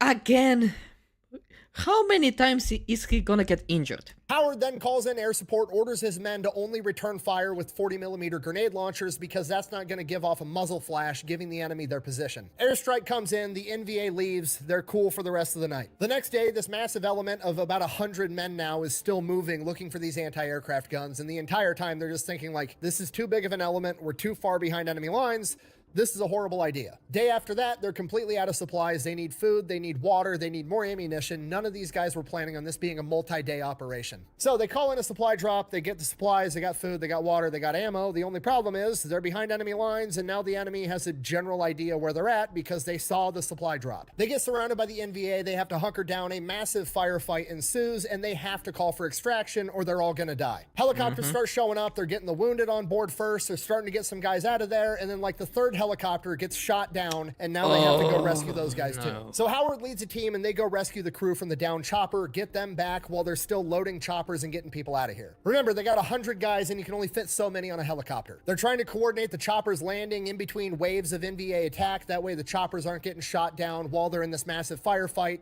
And as time passes, it starts to get dark out, and they're going to have to be out there overnight. Howard and the remaining men on the ground are basically stuck there fighting all night long. However, they get a ton of air support. They've got A-10 Sky Raiders dropping napalm. They even get a C-47 Spooky gunship, which is the predecessor to the AC-130. Literally a cargo plane that a bunch of grunts just cut the sides out of, and mounted artillery and miniguns that just circles around them, mowing down anything that tries to get near them all night long. During this night, Howard gets hit with another grenade and has more shrapnel inside of him, which he's pretty much more shrapnel than Guy at this point. Rob during the next War Monster. I am Iron Man. Finally, morning comes around, it's foggy as shit out, the battle's died down, it's really... I swear to God, he must be immortal. Because I have no idea how a regular man can survive all of that. Looking like they're going to make it out of this alive. And through the fog, there's two silhouettes coming towards them with their hands in the air, and it's two NVA soldiers. Howard and the commanding officer both yell, "Don't shoot," because if they're surrendering, we want to take them in for intel because very few NVA soldiers have been captured to gain intel. Unfortunately, with this massive SOG element, there was a large contingency of indigenous people that were fighting alongside SOG, and those guys did not listen and shot both of them immediately. At this point, Howard's pissed, the commanding officer's pissed off, and they're just like, fuck. They're waiting on the choppers to come, and after a couple of minutes, another silhouette comes walking forward with his hands up. It's another NVA trying to surrender, and before anybody can react, Howard jumps up and sprints at the guy and literally picks him off the ground, throws him down, makes sure he doesn't have anything on him, and then carries him back into their position. From here, they get extracted, they make it. That's better. That's way better. Out. Howard actually has to go to a bigger hospital because the little aid station on their FOB isn't big enough to handle his injuries. So he gets sent off to the hospital. While he's there, he finds out... By the way, a FOB, I think it's Forward Observation Base, right? That is only one of 3. Howard actually has to go to a bigger hospital because the little aid station on their FOB isn't big enough to handle his injuries. So he gets sent off to the hospital. While he's there, he finds out that is only one of 3 NVA that have been captured by SOG in years. And the intel that they gained from it led to 9 successful bombings of NVA bases. For this, he was again written up for the Medal of Honor, but it was downgraded to a Silver Star and a Purple Heart. While at this hospital on a larger base, Bob Howard decided to do Bob Howard stuff, and he didn't like the food in the hospital. So in his hospital pajamas, he leaves the hospital and just goes to a normal chow hall. While he's at this chow hall too, that fucking guy. Two Vietnamese on a moped pull up and throw a grenade into the crowd of soldiers. Everybody freaks out. Everybody's diving. Nobody knows what to do. The MP that's standing there with a gun, because he's the only guy with a gun right now, is just like locked up, not knowing what to do. Howard, in his hospital pajamas, grabs the M16 from the MP, gets down in a prone position, shoots the passenger off the moped, causing the driver to crash, and then chases down the moped, confronts the driver. They get into an altercation, and he shoots that guy too. He then walks back to the chow hall, hands the rifle back to the MP, and finishes his lunch.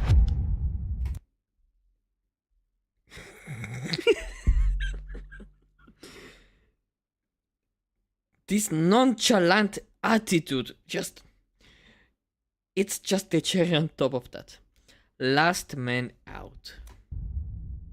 So Howard recovers, gets back to SOB2, starts going out on missions again. His next big mission is to go out and recover a SOG operative that is MIA from a previous mission. So they go in with helicopters, and as soon as the helicopters come out, they start getting lit up by enemy gunfire. It's an ambush. They are using this guy as bait. Howard ends up making it out of the helicopter. He estimates that there was probably 2 platoons launching this ambush, and in the first opening seconds, 8 NVA soldiers got killed. In the opening minutes of this battle, Howard gets hit with an enemy grenade up close. It launches him 10 feet down a hill, and he is now unconscious. When he finally comes to, he wakes up and he sees red. Not like he sees red, he's angry and he just drank a Monster Energy drink and his name No, like blood red. He's like, oh. is Kyle, and he sees a bunch of drywall red. No, like that's the only thing he sees is the color red, and for a minute he freaks out thinking he's been blinded. He's still here.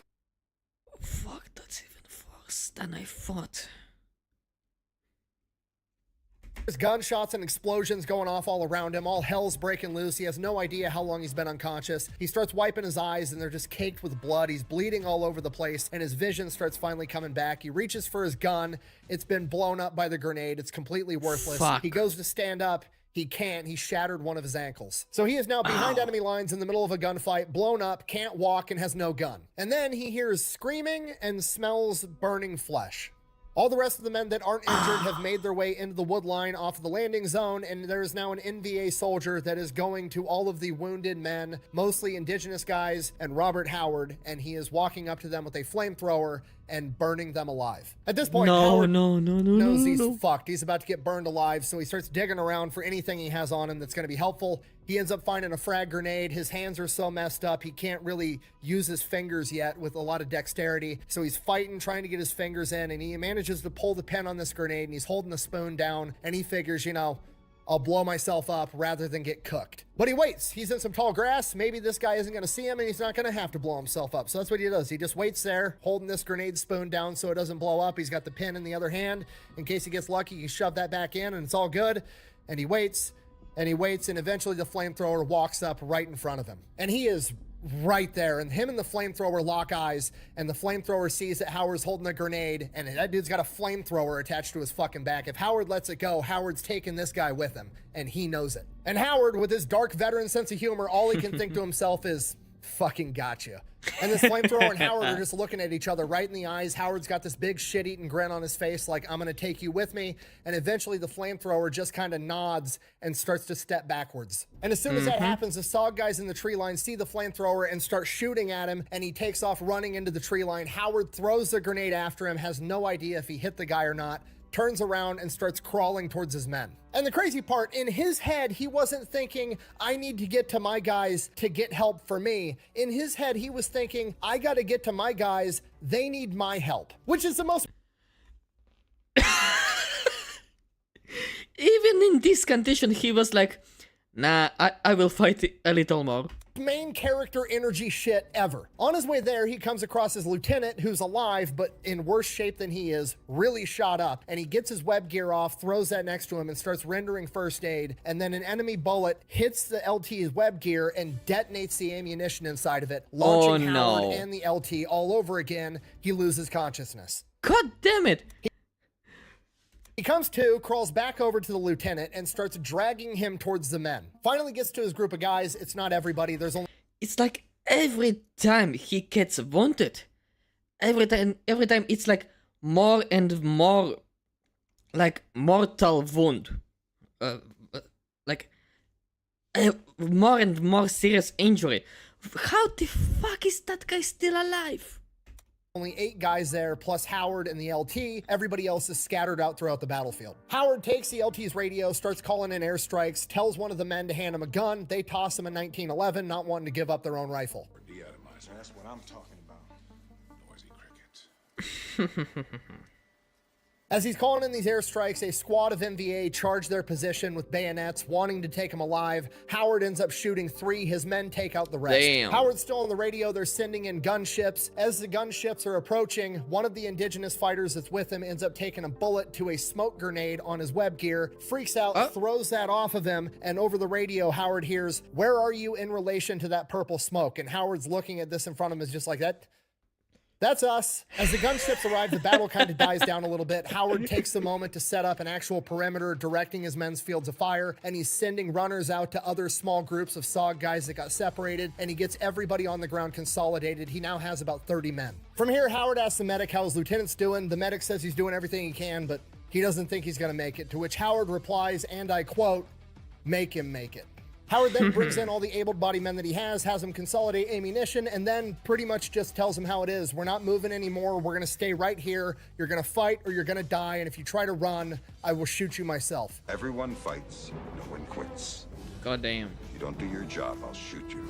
He then directs his men where to place claymores and asks his men if anybody has strobe lights, collects all the strobe lights that they have, and crawls around their perimeter and places the strobe lights in place before crawling back to the center to man the radio. Once back at the radio, he tells headquarters that his perimeter is marked and they need to shoot pretty much everywhere that isn't inside of this triangle. They tell him the Huey gunships are 15 minutes out. He doesn't have 15 minutes. The NVA just launched another major attack. The only thing they have right now is a Cessna 01 Bird Dog circling overhead, mostly there to help coordinate airstrikes, but it does have 4 white phosphorus rockets on board. It's not a lot, but it's better than nothing. Robert tells them exactly where to fire these rockets. They fly by, fire the 4 white phosphorus rockets, and repel this wave of the attack. The 01 Bird Dog pilot then radios down to Robert, "That's all we've got," to which Robert replies, "You got an M16 up there?" And they're like, "Yeah." He goes, "Fly by and drop it off. I need one."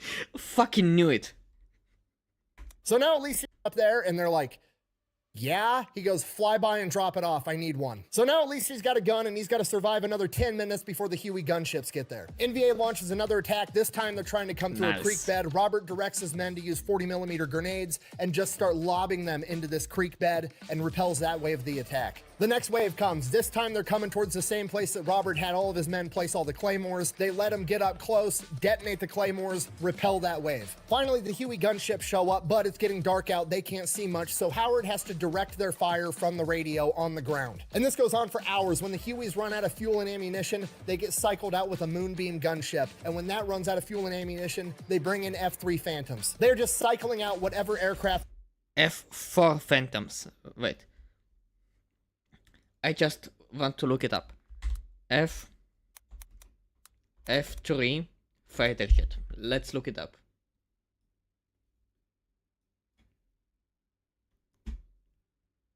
No. Not a Japanese, a USA. McDonnell F3H Demon. Oh yeah, that's kinda a Proto Phantom.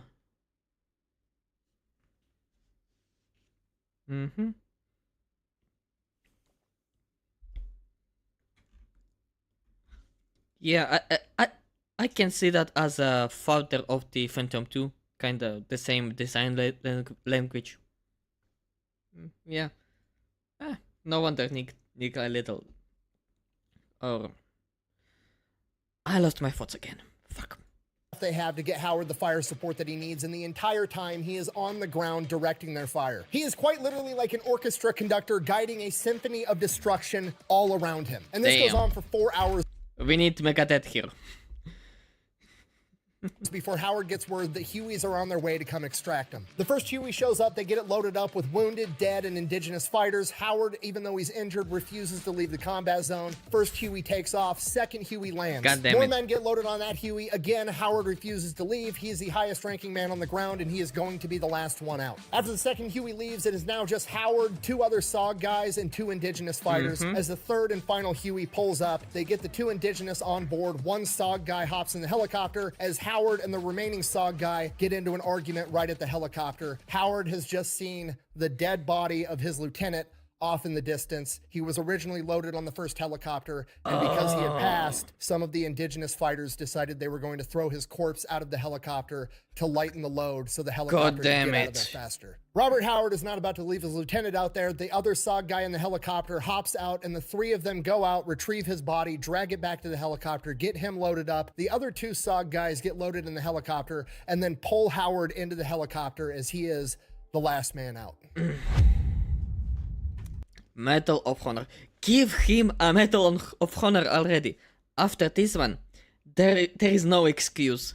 No fucking excuse. From here, Howard is immediately shipped off to a hospital in Saigon to be treated for his injuries. Finally. The chain of command then debriefs all of the remaining men that they have, and pretty much everybody has the same story. They all would have died if it weren't for the leadership of Robert Howard. The men on the ground were credited with 25 to 50 kills, and the airstrikes directed by Robert Howard were credited with at least 50, most likely more. For this, Robert Howard is awarded a second Distinguished Service Cross and written up for the Medal of Honor for a third time. After the debriefs, a couple of days go by. Nobody's really expecting to see Robert Howard anytime soon. If ever again, he might be going home for good after the extent of his injuries. And sure enough, like 4 days later, he shows up in hospital pajamas to SOB2. He was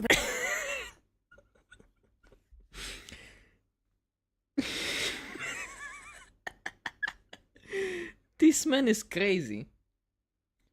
Sorry, what's up, Dark? I was asleep. It's okay. Don't worry, man. I understand you. In the meantime, we are hearing the story of a fucking legend. I had a lot of work today.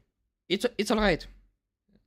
It's all good, man. apparently satisfied with how much he had recovered in 3 days and thought the medics on SOB2 could I am off to sleep, Apex. It's okay, Dark. Take a sleep. I'm recording this video for YouTube anyway, so you can watch it later. handle the remainder of his recovery. So he went AWOL from the hospital, hitched a ride back to SOB2, and he's planning on going back out on missions already. I know I've already said this, but the dude is literally the See you later, then. See you later, Dark. See you later. Terminator. He can't be stopped. Hospital pajamas to SOB2. He was apparently satisfied with how much he had recovered in 3 days and thought the medics on SOB2 could handle the remainder of his recovery. So he went AWOL from the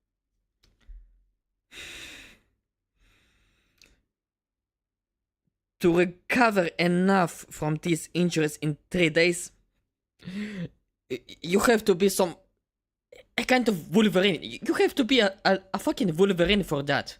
Or a fucking Deadpool. This man is way too crazy.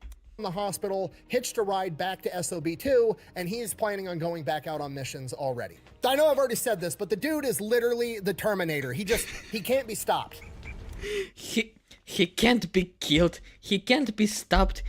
And he is way too fucking stubborn to say, no, I will rest for that 1 day, for that 1 week. That's a fucking Honey Badger plus Wolverine plus fucking the Terminator. He's insane. Rob after his many injuries. The medics at SOB2. I'm back. The chain of command is like, look, Bob, you're hurt. You're recommended for the Medal of Honor. You're not going out on missions. You're going to be the training NCO and whoop everybody else into shape because you obviously know exactly what you're doing. So he spends the rest of his deployment being the training NCO for all the SOG operatives going out on missions, and Thank fucking God. apparently he was a complete hard ass. He had all of his guys out on the highway in Khartoum running to be in shape, and they're like, God damn. The base has been attacked before. We're going to get attacked while we're out here jogging. This isn't a good idea. Bob didn't really care, didn't listen, and then one time they take some indirect sniper fire. Nobody got hurt, and surely at this point, Bob's going to reconsider. There's not going to be any more jogging along the highway. Nah, Bob just orders that they all start jogging with loaded guns. Bob finishes up the room. A great idea. I'm all for it. Remainder of his deployment. Then he is basically voluntold that he's going to go off to become an officer. So he goes back home to the States and has to go through the officer's training course with literally new guys fresh out of college. I remember watching this movie like 2, 3, 4, 5 times. You're out! Doyle rules! Which is hilarious. Could you What the fuck was that? Doyle rules! which is hilarious. Could you Video issue. imagine being some 23-year-old kid that's got a 4-year degree from college and now you're in officer training school to be an infantry officer and you're in the same class as Bob fucking Howard, the Terminator, who's got 2 Distinguished Service Crosses and like 5 Purple Hearts at this point? Even worse, could you imagine being this guy's instructor tasked with teaching him how to be an infantry officer? Obviously, he passes officer candidate school with flying colors. From here, they ship him off to Ranger School, which is one of the hardest programs in any military branch ever. He basically walks through it backwards and graduates as the Distinguished Honor Graduate, meaning he was literally the best guy in the entire class. At this point, he's going for the smoke. He's a honey badger. Which is super impressive regardless, but it's absolutely insane that Bob Howard was able to be the best guy in the entire cycle of Ranger School, despite having been blown up, shot multiple times, all the shit he's been through, and he's like 30 years old, and he's just smoking all these new recruits. After that, he goes to some other leadership school, then they send him off to Jungle Warfare School. Of all the schools he apparently needs to go to, they send him to Jungle Warfare School. Which is stupid. Fucking idiocy. The guy knows more about jungles than the entire school at this point. What? Why? After that, they send his ass back to Vietnam to Khartoum to SOB2. And the crazy part, nice. He's pumped. He wants to get back and start going out on missions. He gets there. He's told that he's still waiting for the Medal of Honor. They're not going to be sending him out on missions. He's going to resume his role as training all of the new guys. From here, he does a great job. He knows when a guy's ready to lead the team. He knows when a guy isn't. He's training these guys, toughening them up, getting them ready. Sometimes he takes it a little bit too far. No wonder. There was one time he loaded shotgun shells with rock salt and was shooting it at people.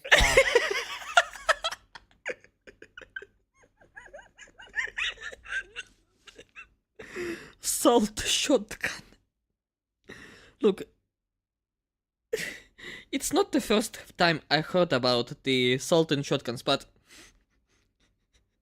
I just can't imagine him using that to shoot in his student's ass and say, just, I don't know, something like, get the fuck up, you piece of shit little kid.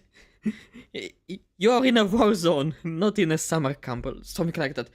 I don't know. I bet the guy would say some insane fucking shit while loading this shotgun with salt. Isn't he's training these guys, toughening them up, getting them ready. I can see Sometimes that. he takes it a little bit too far. There was one time he loaded shotgun shells with rock salt and was shooting it at people. It was Vietnam. It was a different time. Oh, here's the example.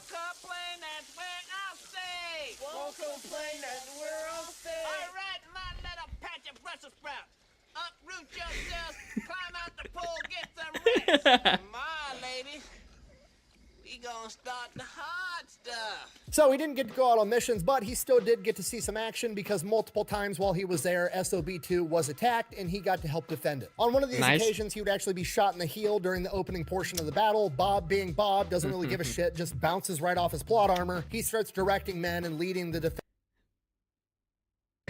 Another Purple Heart into the collection.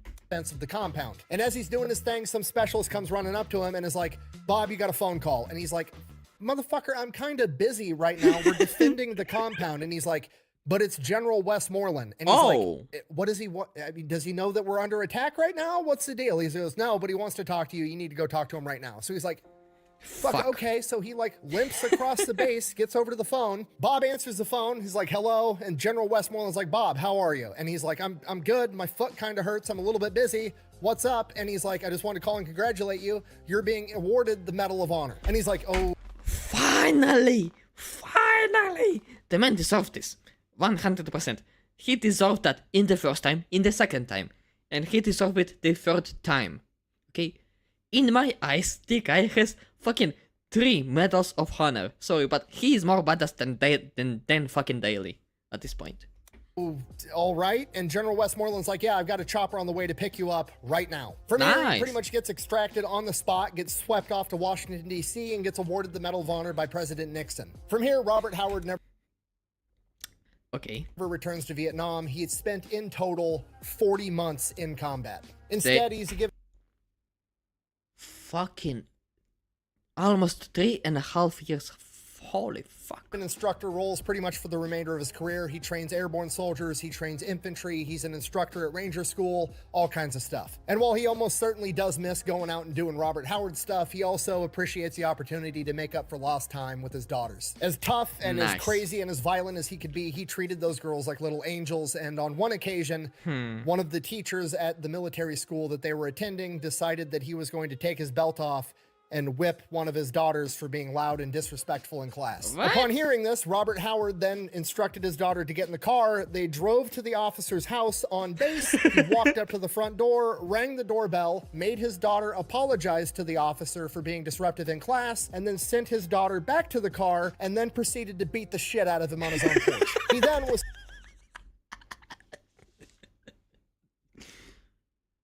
Dead of the year. stationed down in Fort Lewis, where he was an officer with the 2nd Ranger Battalion, where he was known for training extremely hard with his guys and leading from the front. During a field training exercise, they were going to jump out of a plane, simulating an airborne mission, and then they were going to pack their shit up and road march 26 miles. Upon jumping out of the plane, Robert Howard's chute doesn't open properly, and he hits the ground at twice the speed he's supposed to. The medics overseeing the LZ run up, assuming that this guy is dead, only to find Robert Howard packing up his chute. He looks over at the medics and says, "If this shit gets any harder, I'm gonna quit." He then proceeds to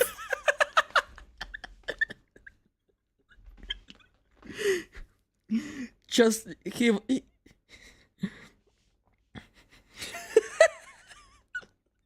I have no words anymore. He's like, listen, your parachutes are pieces of shit. Make better parachutes or I won't be participating. I will just throw you out of that plane with that parachute. finish the 26-mile road march. How you doing?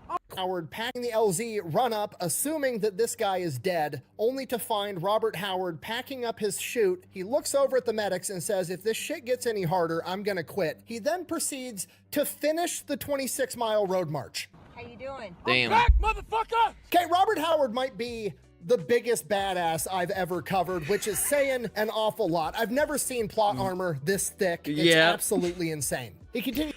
It's way too insane. I'm confident that this guy is not human at all. This cannot be a human.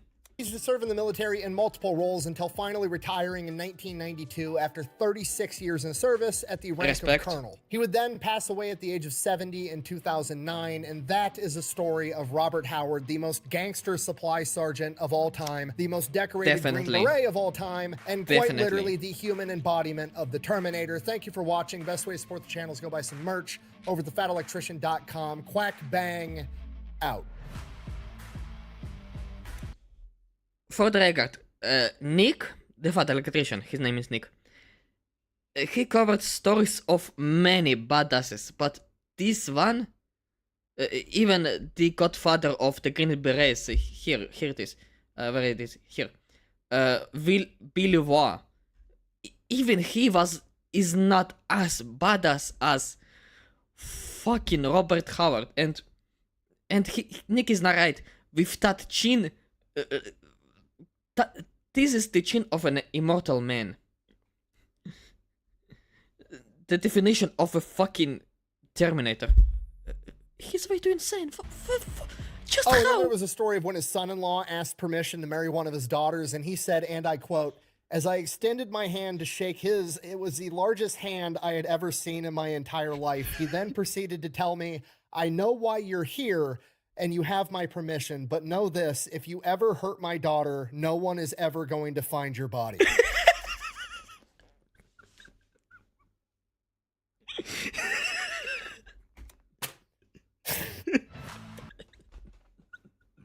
Now that's a father. That's a dad. That's a fucking father of the year.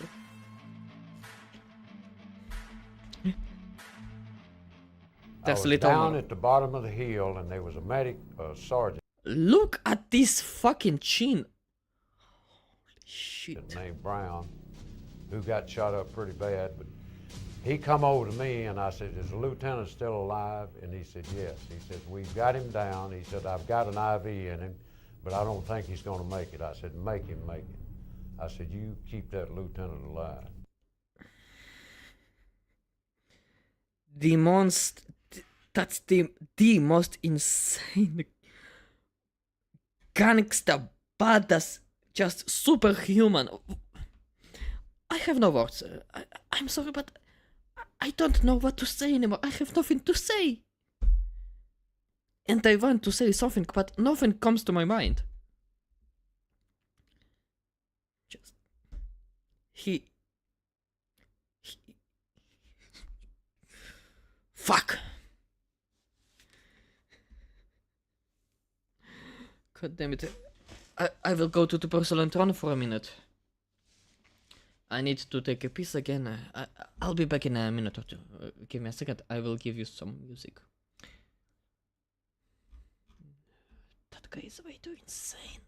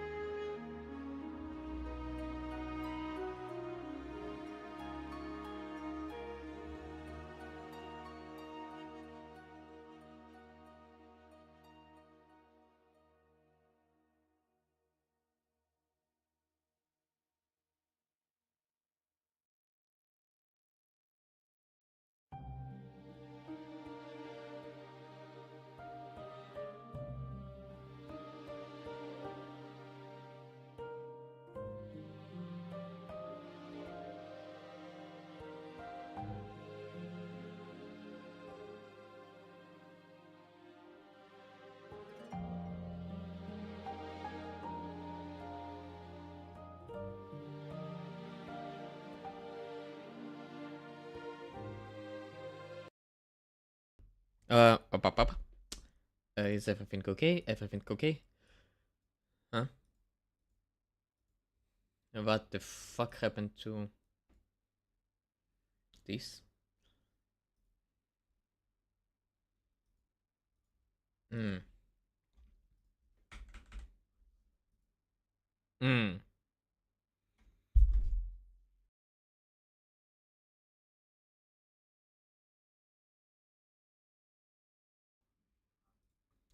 Oh, wait, I know what happened.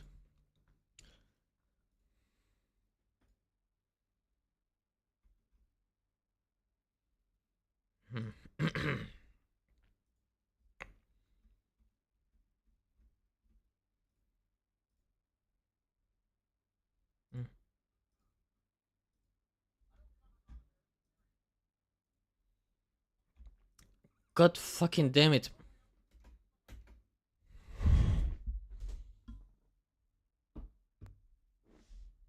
What? In absolutes, however. Oh, finally. Okay, I am back now. I am back. I am now stable. Okay, we are now finished with this video. Let's go to the next one. I hope there won't be any more insanity, even though the title speaks for itself. The absolute insanity of Group B rally. I am a car guy. I love cars a lot. I know that the YouTube channel and the games that I play don't really represent that, but I fucking love cars. I love motorsport a lot. And Group B, that was a time. I wish I could go back to the 80s and just watch Group B, because it was way too insane, even for its time. Let's watch it. When auto racing first began in the 1890s, it was extremely simple. Get a bunch of cars and drivers together and have them race from one town to another. First one there wins. In a time before purpose-built racetracks or electronic timing and scoring existed, yeah, people were using the public roads in the first races before the first circuits. And there were also the big races that are like from one city to another city. It was like dozens or even hundreds to kilometers. One of the most known big races, I think it was Paris, Berlin, Paris, if I'm not mistaken. One of the most infamous, I think. Or was it to a race from Paris or to a Spanish capital and back? I think it was something like that. They were like the deadliest, the most dangerous at the time, because it was the late 1800s and the very beginning of the 1900s, like the early 1910s, or even before. You got the idea. It was very different time, and as you see, that's a car from the 1940s, 30s, I think. Imagine something like that 30 or 20 years earlier. But the construction is a lot more unsafe. Those were different times. this was the easiest way to put on a race and have an undisputed winner. However, these events were held on public roads, and thus you couldn't sell tickets and anyone could just waltz up and watch a race for free, or at least a segment of it. People wanted to watch the entire race and were willing to pay to make that happen, so around the turn of the 20th century, auto racing migrated onto horse racing tracks, as there were already hundreds of them dotted across Europe and North America. Racing on horse tracks, it was only in America, especially in the South. That's how NASCAR came around. So yeah, a little bit of correction. In Europe, it was, as I said before, just big races from city to city, or the start of building race purpose circuits, like in the 1930s. No, even in the late 1920s, in the very early 1930s, the Germans built the Nordschleife, Nürburgring Nordschleife, which will later become the most legendary, hardest, most dangerous circuit in the world. Well, not the most dangerous, but the most difficult. So yeah, a little bit of correction, because the horse circuits, this is where NASCAR came from. Yeah. Fans could watch the entire race, get food and drinks, and even bet on the outcome. And the best part was, all the infrastructure was already built. In the span of less than 10 years, motorsports went from almost unrecognizable to looking exactly like a modern racing event today. But no matter how much the sport of auto racing changes or how much different it looks as the decades drag on, some people are always going to want to do things the old way. Even to this day, there are still racing divisions that host races on those same horse tracks from the 1900s. Some people who insist on racing in the old styles are just in it for the nostalgia. Others are purists and say that's the only real form of racing. And some are just crazy because, as you noticed, they are doing power slides. That is not drifting. That is just power slides. Some people are just fucking insane and want to do dangerous shit. but most see it as an old art form that deserves to be preserved and continued at all costs. Just look how unstable the wheel is. Just But look most at see it. it as an old art form that Well, deserves not to unstable really. It's the driver corrected, but be preserved and continued no, it's unstable. in a Look, real form of racing. But most see it as an old art form that deserves to be preserved. yeah, he barely doing it, and the wheel is unstable as fuck. Holy shit! It's almost as if the suspension is dead. And continued at all costs. Thus, some drivers still held on to the point-to-point style of racing that had started it all. In 1911, the Rally of Monte Carlo was held in Monaco, and the name stuck. That style of racing forever thereafter was known as rally racing.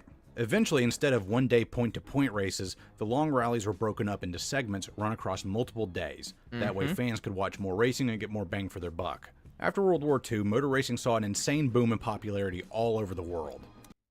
That's mainly because the soldiers who came home after World War II, who saw a lot of insane shit, they got kinda of an adrenaline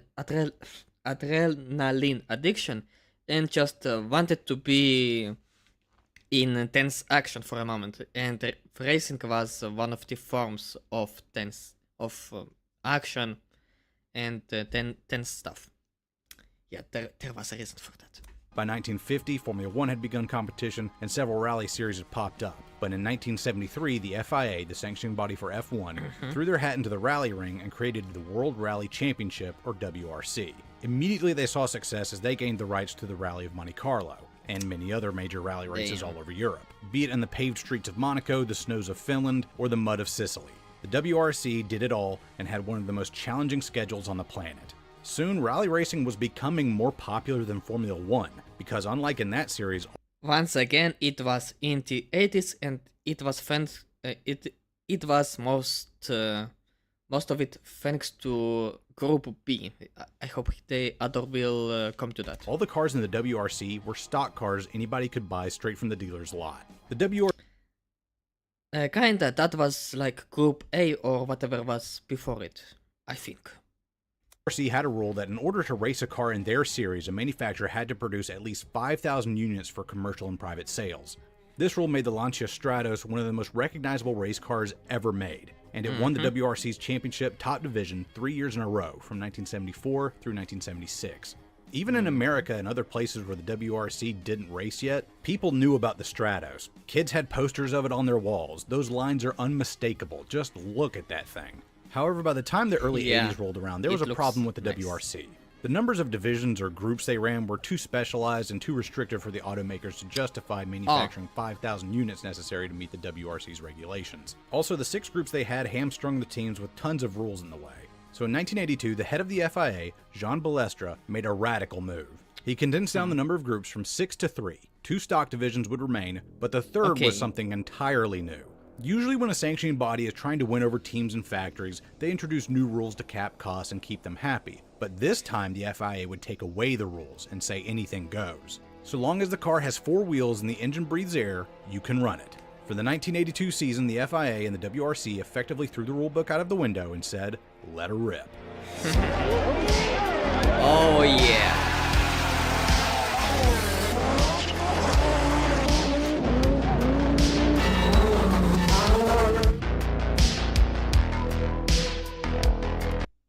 You will not see this shit today.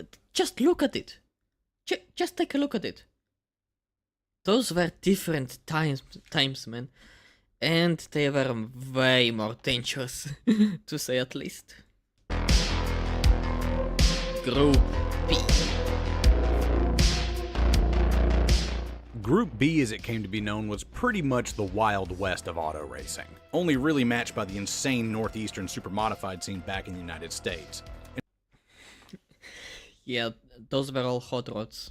They are different breeds. Or even track monsters. Instead of 5,000 units needing to be produced, it was lowered down to 200, and if you changed something on your car from one year to the next, you only needed to make 20 more. A laughably low limit. There were no restrictions on horsepower, turbo, and superchargers were given the go-ahead, and you could run any engine you wanted. And even the dimensions of the cars were not mandated, meaning that you could watch a rear-engine Porsche 959 compete directly against a front-engine Soviet-built Lada. Yeah, the commie car. Yeah. How the fuck a fucking auto was there? Apex and Apexes, Darin, I go to sleep. See you all. Good night, Julian. I will go to sleep a little later. I have this video to record and another one, at least. I hope. Never mind. Good night, man! Group B was completely insane, and I love it. And the manufacturers Yes. put their money where their mouth was by putting forth some of the most monstrous cars to ever grace a race course. They started throwing money at their Group B programs and let their engineers go hog wild. Lancia were here to take their crown back yet again with their Rally 037. Not really at this point, like the 037 was still a real... wait, in the early Group B? Yeah, they still had a chance. Spiritual successor to the Stratos. It had a 2-liter rear-mounted 4-cylinder engine that produced 265 horsepower. That doesn't sound like much, but with one of the few rules being a 960 kilogram minimum vehicle weight, about 2,100 pounds, that meant the 037 could absolutely fly through the streets. Lancia would claim the manufacturer's title in 1983, and they had yet another classic car to their name. The 037 in the Martini colors would become as iconic as any race car could ever hope to be. Yeah, but that was the only time where they managed to claim that victory, because already at that time, Audi showed up with their Quattro, and they've pretty much dominated the Group B for a few years. So Lancia had to come up with a new monster, and that was the Delta S4, I think, if I'm not mistaken. I think that was the S4 code, which had either 560 horsepower or even 600 horsepower at peak, with full-wheel drive, of course, all-wheel drive to be exact. But their main rival in the 1980s was unquestionably Audi. Bingo, with the Quattro and later the S1 at the peak of Group B. And their Quattro series of cars. The fact that the word Quattro rung a bell for you tells you how influential this series was in its heyday. Audi had won the title in 1982 with a nifty idea: 4-wheel drive. The car was a front-engine design and looked fairly normal, but it had a turbocharged inline 5-cylinder motor, and the 4-wheel drive meant that all 4 wheels could put down the 340 horsepower it produced. It was significantly over the minimum weight, being just a touch under 2,500 pounds, but that much power combined with a way to actually get it on the ground effectively meant that Lancia had serious competition. 4-wheel drive for Rally was largely seen as a novelty before Group B, as it was just too unreliable and broke easily. But Audi had apparently found the secret sauce and changed the game forever. They also started an arms race by constantly updating the Quattro. They started off with the Quattro A1 in 1983, but next they debuted the Sport Quattro S1. Damn. This was a big step up in 1983, but next they debuted the Sport Quattro S1. In a year? God damn, I thought it would take them like 2 or 3 years to come up with the S1. But okay. This was a big step up in 2 ways. First, it produced 100 more horsepower than the A1, despite using basically the same engine layout. And second, it really delved deep into the ever-evolving world of aerodynamics. Aero had been something that race teams all over the world had been fiddling with since the 1950s, but cars at the time simply did not go fast enough to make it worth spending that kind of money on R&D. But Group B pushed the envelope so much in the power department that aero was now a real concern, and the cars began looking less like street cars and more like rocket ships. Peugeot was also in the thick of it with their offering, the 205 T16. It had an that little shit was insane. Inline 4 turbocharged engine that made in excess of 500 horsepower and had aero scoops jutting out of every corner of the car. And despite it having that big front engine compartment, that's not actually where the engine is. It's like mid-engine layout. They managed to find a way. All of them, by the way, had a mid-engine layout after a few years of Group B. Even Audi, I think, had it, if I'm not mistaken. Let's look it up for a minute. Okay. Audi Quattro S1 engine layout.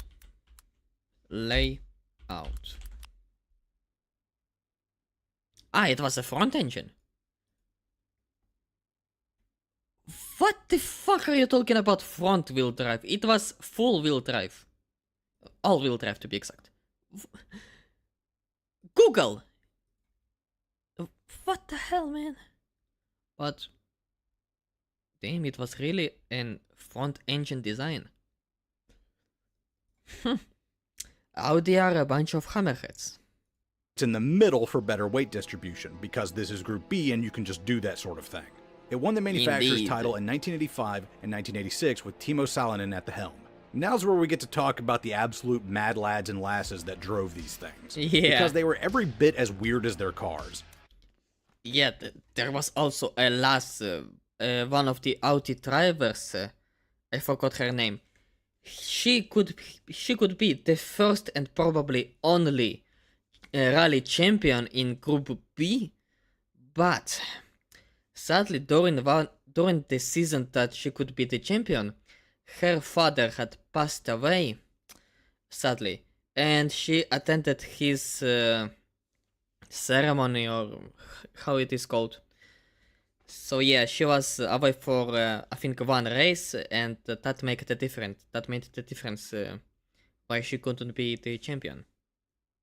Timo Salonen was a Finnish driver who, despite his appearance making him look like a tax accountant, was the best driver in Group B's history, winning more events than anyone else. He was a laid-back man who never lost his cool and insisted on driving the car with just one hand and the other one being permanently left on the shifter.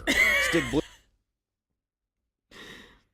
Of course, a Finnish man be Finnish fucking Finnish. Blomqvist took up driving duties for Audi and tamed their Quattro series, being instrumental to their title in 1984. Walter Roll won the title for Lancia in 1983, and of course we have to mention the Queen of the Hill, Michèle Mouton. Here she is, Michèle Mouton. Yeah, I think she was French. Arguably the greatest female race car driver that has ever lived. And he's right about it. She set the Pikes Peak hill climb record in 1985, won the 24 Hours of Le Mans, and to this day she is the only woman to have ever won a WRC event. And there you have it, a recipe for success. So, why do I have to mention it and not the guy for my video? Yeah, the woman, she is a badass, and she could be even more badass if she was kinda selfish, if I may say. The fastest cars ever built for rally racing mixed with the best drivers in the world. At the time, yeah. But it does make sense. The FIA wanted to give the WRC a shot in the arm, and they had done it.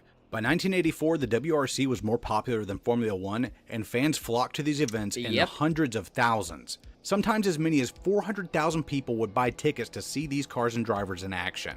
There were very few, if any, crowd control measures in place for Group B events, and those 400... Which will bite the entire Group B in the ass. I hope he will mention it later. 1,000 people gotta go somewhere. So people would crowd the racing lines and even stand on the track itself just waiting to get the perfect vantage point to see these race cars do their thing.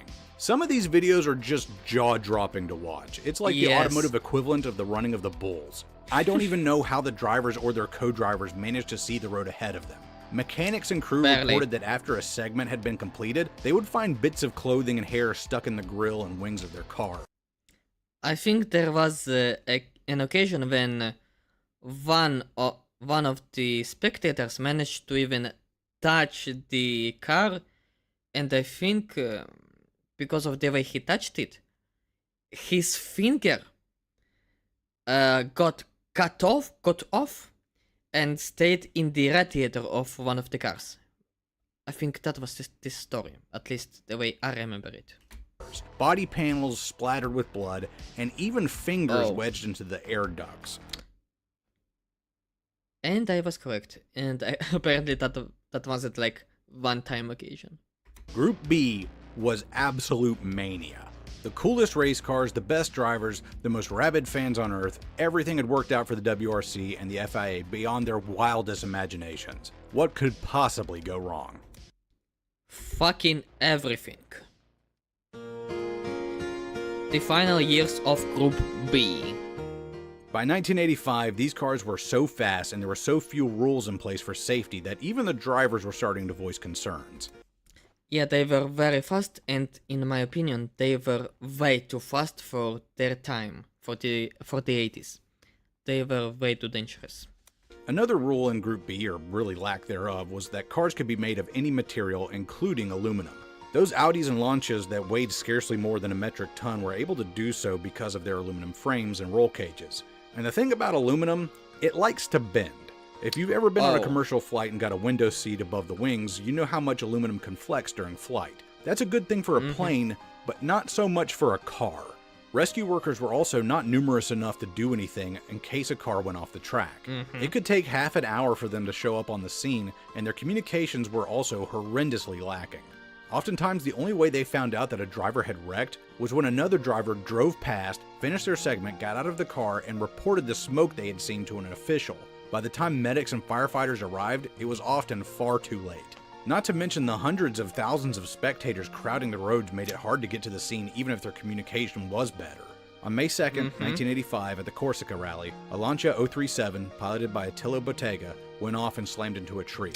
His co-driver was okay, but when medics arrived 20 minutes later, they found the co-driver Mauricio limping out of the woods and Bottega dead still inside of the car. The drivers petitioned the FIA to do something, but they determined that at the speed the car was going, nothing would have prevented Attilio's death. It was more or less hand-waved away as a freak accident. Racing is inherently dangerous, that's true, but the But it wasn't a freak accident. FIA's investigation left drivers with little peace of mind. But later in the year during the Argentinian rally, Ari Vatanen crashed in a scary rollover. He broke both legs and a few ribs, one of which punctured his lung. He and his co-driver survived, but they both vowed to never race in Group B again. The cars were And they were right. becoming so fast with so much power that one driver said the cars moved faster than he could react. It was more or less driving on instinct, right on the razor's edge of what was humanly possible. So going into 1986, the FIA finally budged and outlawed aluminum roll cages and set limits on aero devices like wings and spoilers, in hopes of slowing the cars down. But everything else remained the same, no limits on power and no crowd control measures, because coming in 1987 was the new Group S division, Group B's replacement. Here there would be virtually no rules. Manufacturers only needed to make 10 road cars to reach the production limit, and the automakers were already developing their new round of supercars. What? In March 1986, the Portugal Rally was held, and the country had already become a hotbed for gearheads of all stripes, and now Group B would get their shot at glory in the country. People flooded the streets, and the first incident of the rally occurred when a cameraman was basically pushed into the line of fire, and Timo Salonen Not the same incident, but Walter Rohini doing the same thing to another camera. and damn near ripped the man's hand off with his car and completely destroyed the $3,000 camera. The next accident would not be so lax. Joaquim Santos, a native Portuguese driver, started off in his Ford RS200. Wanting to see the hometown Oh wait, I think that's the incident that ended Group B. I think this is the one. guy ripped through the streets, people crowded more and more onto the course. At one point, a spectator jumped out onto the track and Santos swerved to miss him. He then overcorrected and the car slid broadside into a group of people. Oh, His no, that's co-driver not the one. Miguel Oliveira said that in Group B the cars were so fast that he just had to look at his notes and feel the track turn for turn. But in this instance, he suddenly felt thuds and bumps as the car careened into the crowd. 32 people were injured and 3 people died, including a mother and her 11-year-old son. In a disgusting move, the FIA continued the race and did not tell the other drivers what had happened. When the drivers completed the segment and got told what happened, they banded together and vowed to go on strike to stop the competition. But the FIA kept things going, and Jean Balestre said he would punish any driver or manufacturer that walked out. At the Corsica Rally just 2 months later in May, Henry Kovinen that's and the his one. co-driver Sergio Cresta Yeah, that's the one that broke everything. were putting on the race of their lives, winning stages left and right. But on the second day of competition, their Lancia went off at a point where there was no guardrail, and it flew off of a steep hill. The fuel tank immediately ruptured, and a ball of fire erupted from the crash site. Drivers completing the segment reported to officials that they'd seen black smoke in one of the turns, and by the time rescue personnel got to Henry and Sergio, there was nothing left of the wreck except a charred frame. Now in action was borderline criminal, and after international pressure from drivers, manufacturers, and governments, Group B was immediately banned from competition and never got to see the light of day again, and its successor, Group S, was scrapped entirely. Rally after Group B. After Group B's disbanding, Group A, the more strictly stock division, picked up the banner and marched forward. But this time with the restrictions and safeguards the drivers of the 80s had wanted. Now there were crowd limits, they had to be kept further back in most areas, and rescue personnel were more numerous with helicopters in the air and radio communications opened up between them. Now if a driver went off, their officials would know about it immediately and be able to send help within a few minutes rather than half an hour. Even still, rally racing remained popular all over the world. The Subaru Impreza WRX and the Mitsubishi Lancer Evo became classic cars, and their computerized traction control systems and driver assist are commonplace on road cars today of all makes and models. The features you take for granted in your personal car and the safety precautions in place at every racetrack today were earned out there on the ice, snow, gravel, and dirt stretching from Portugal to Corsica, from Finland to Argentina. People had to pay a high price for those things. And if there's any silver lining to Group B and rally racing as a whole, it was that they have saved countless lives through these technological advancements. The WRC is still competing today, and the envelope is still being pushed, but with the proper safety measures in place to make sure we don't repeat the same mistakes. Also, the modern WRC top categories are way faster than what Group B was at the time.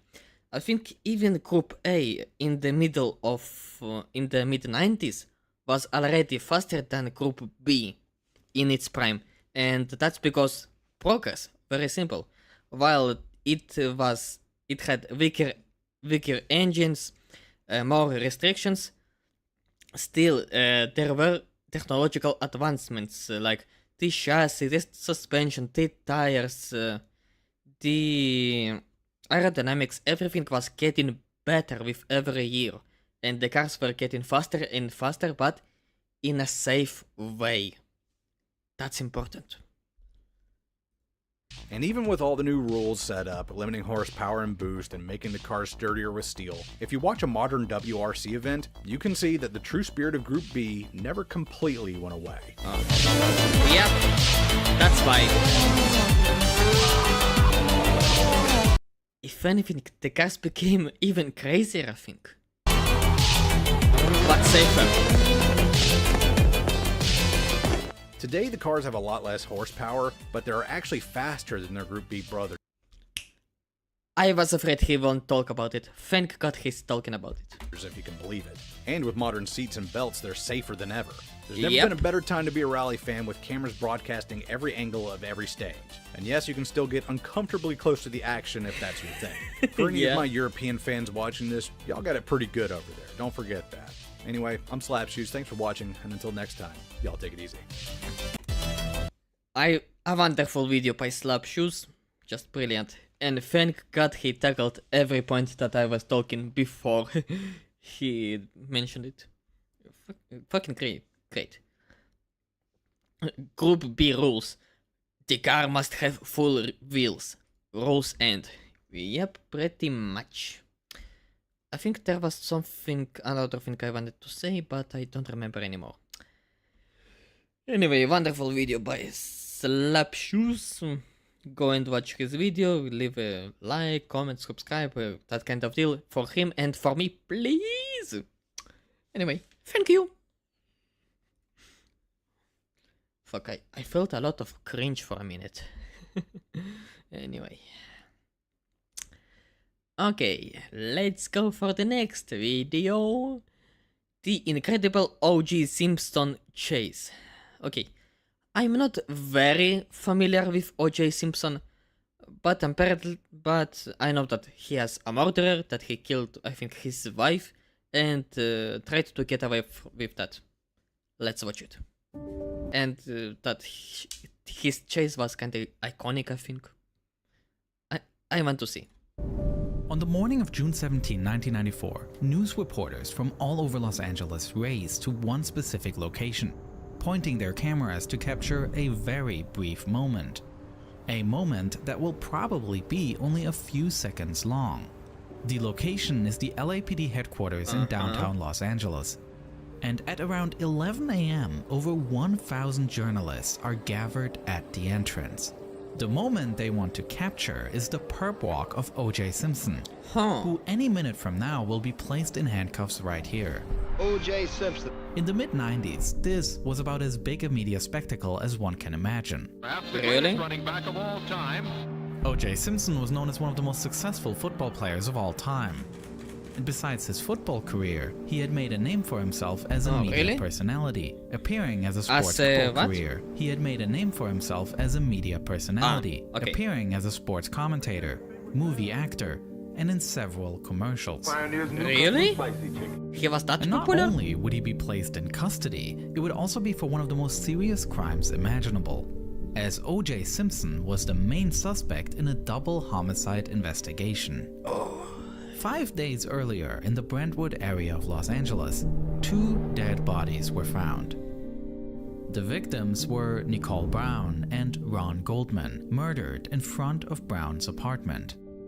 Nicole was O.J. Simpson's ex-wife, who for many years had been harassed by her former partner, both during the marriage as well as afterwards. O.J. is said to have regularly stalked her as well as been violent towards her. Really? 911 emergency. Can you get someone over here now to 325 Gretna Green? He's back. Please. Well, okay, what does he look like? He's O.J. Simpson. I think you know his record. The second victim, Ron Goldman, was a friend of Brown's, and he just happened to be at Brown's apartment that night to drop off something she had forgotten. Really? Traces of a perpetrator's blood were discovered at the crime scene, and this evidence was incriminating O.J., who became the main suspect. Based on this evidence, the police decided to arrest O.J. Simpson. The Los Angeles County District Attorney has just filed murder charges against Orenthal James O.J. Simpson. Due to his fame and previous cooperation with the police, it was assumed that there was no risk of an escape. After all, a famous celebrity like that wouldn't go on the run, they thought. And so, an agreement between the police and O.J.'s lawyers was made, allowing him to turn himself in at the police station, leading to this crowd of reporters. Damn. But this is where things go differently. Time passes, and after more than 2 hours, the reporters are suddenly asked to come inside the building. Not knowing why, they are stunned to hear the police statement. The Los Angeles Police Department right now is actively searching for Mr. Simpson. With O.J. not showing up, police started heading his way. O.J. Simpson had spent the night and morning in the San Fernando Valley, at the house of lawyer Robert Kardashian, with whom he maintained a long friendship. Kardashian? Seriously? Fucking Kardashian? Maybe it is a coincidence. Maybe. I don't know. In addition to Simpson's legal team, there were also several doctors present, as well as Al Collins, O.J.'s former football teammate and a childhood friend. Seriously? When the police officers arrived, they first met O.J.'s lawyers, who were agreeing to O.J. calming down to be arrested. We greeted them. They were very polite and courteous. They told us that they would follow normal procedure, handcuff O.J. and take him to the police station, and they agreed that we would be able to accompany him. At that time, it was suggested that Dr. Fairstein go up and tell him that he was going to be transported in handcuffs into custody. It was at that time when Dr. Fairstein went in the room to alert him that we discovered for the first time that O.J. was not present. What? Al Callings was not present. With the two men gone, the only thing that was found in the room were 3 letters that O.J. left behind, which to most people seemed to indicate that he was planning on taking his own life.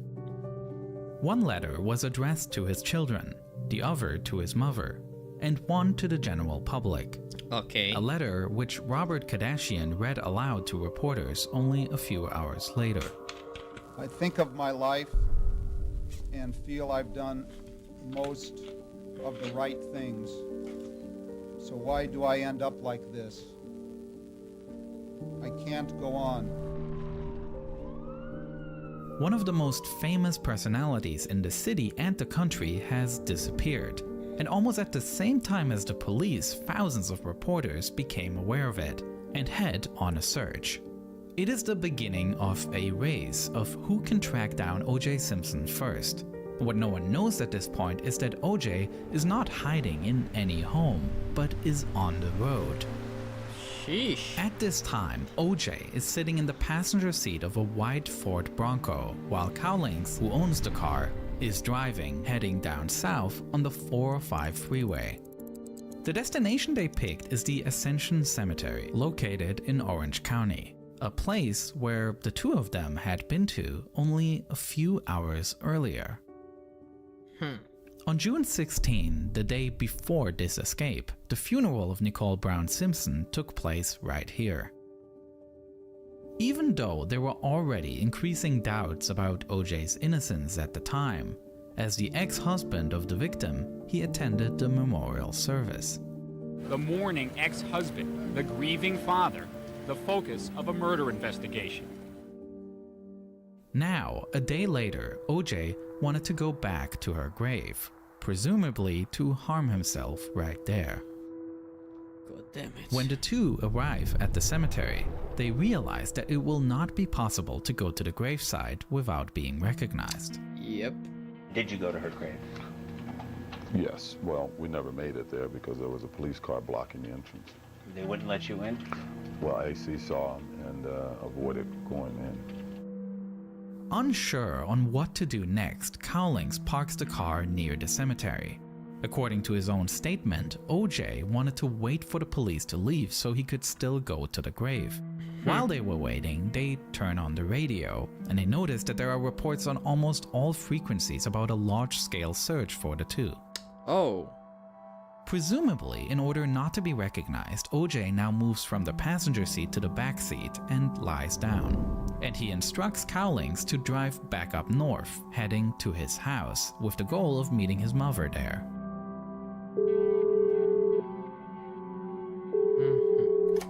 Knowing that there is an active manhunt for him, O.J. Simpson then decides to call the police himself, who immediately trace the call to determine where it's coming from. The signal appears to originate near the El Toro Y interchange. Attention all units and stations for Station 18 per LAPD. Attempt to locate 187 suspect. Southbound 5 freeway from El Toro at 16:46 hours in a white 1993 Ford Bronco, possible plate 3 Delta Hotel Yankee 503. With this information, it doesn't take long until the first police car spots the vehicle. 241, I'm behind it, occupied by a male black. Northbound 5, north of Red Hill. Journalists all across LA were listening into police radio, and soon the first news chopper finds the chase and goes live on air.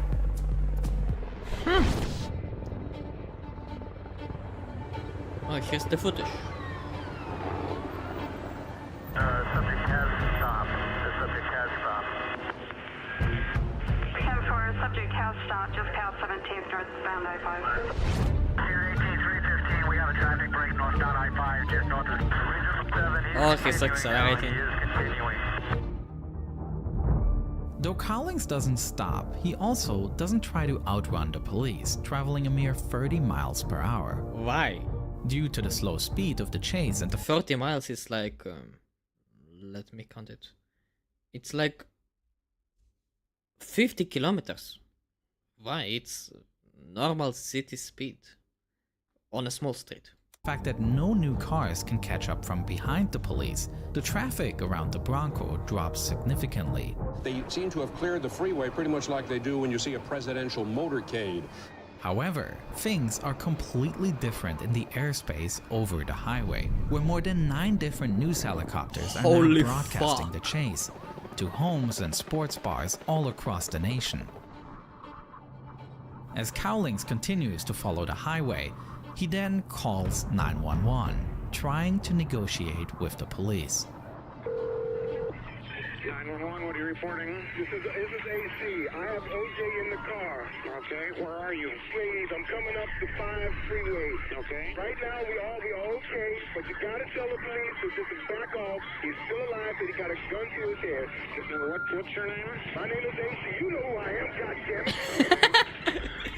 What arrogance? What goddamn arrogance here? Alrighty, sir. Hold on just a moment. Hi, what's your name? Hello? The information that OJ is armed increases the danger. Regional 710 Ford Cop could not see in the window of the vehicle. And the LAPD tries to take advantage of the fact that there are cameras pointed at the car from nearly all directions, cooperating with the news choppers to try to get a better look at the situation. Okay, what we're doing is we've asked the police department, they can't see through the windows, and we're allowed to shoot a picture through the windows to see if indeed he is back there with the gun. Meanwhile, the Bronco leaves Interstate 5 and turns onto California State Route 91, heading west. Increasingly, onlookers are flocking to the side of the road, watching the chase in person. Years earlier, OJ was part of a well-known advertising campaign for the car rental company Hertz, appearing in ads where he runs through an airport terminal while being cheered on by onlookers. Now, many are shouting this slogan, "Go, OJ, go," What? to the white Ford Bronco as it races past them, followed by the police. Maybe they wanted to say to, go OJ, go to jail, maybe something like that. Because I don't see any other reason why they would yell it. Maybe they just didn't yell it to the end. I don't know. The chase has the entire They seriously cheered him on? Why? country hold its breath. As it is Friday evening with several major Wait, what? What is under here? countries This is stock hold its footage with breath. the chase composited in afterwards. Ah, so it's like from some other movies, okay. As it is Friday evening with several major sporting events taking place, TV viewership is already quite high. Now, OJ's chase catapults this to a completely new level. Sports broadcasts were either paused completely or relegated to a small frame at the edge of the screen. Some sports commentators who personally knew OJ even took the opportunity to appeal to him directly, encouraging him to give up. Yeah, No good game idea. on a sports field could surpass the excitement of what was currently taking place on the streets of Los Angeles. For comparison, the most watched television event of that year, 1994, was the Super Bowl in January with 90 million viewers. That's a lot. Which actually was the third most viewed Super Bowl ever at the time. Damn! But the OJ chase sets a new record. If you take the various broadcasts together, 95 million Americans are watching this chase. Looking at history, this means it was the 6th most watched broadcast on US television till that point. Holy fuck.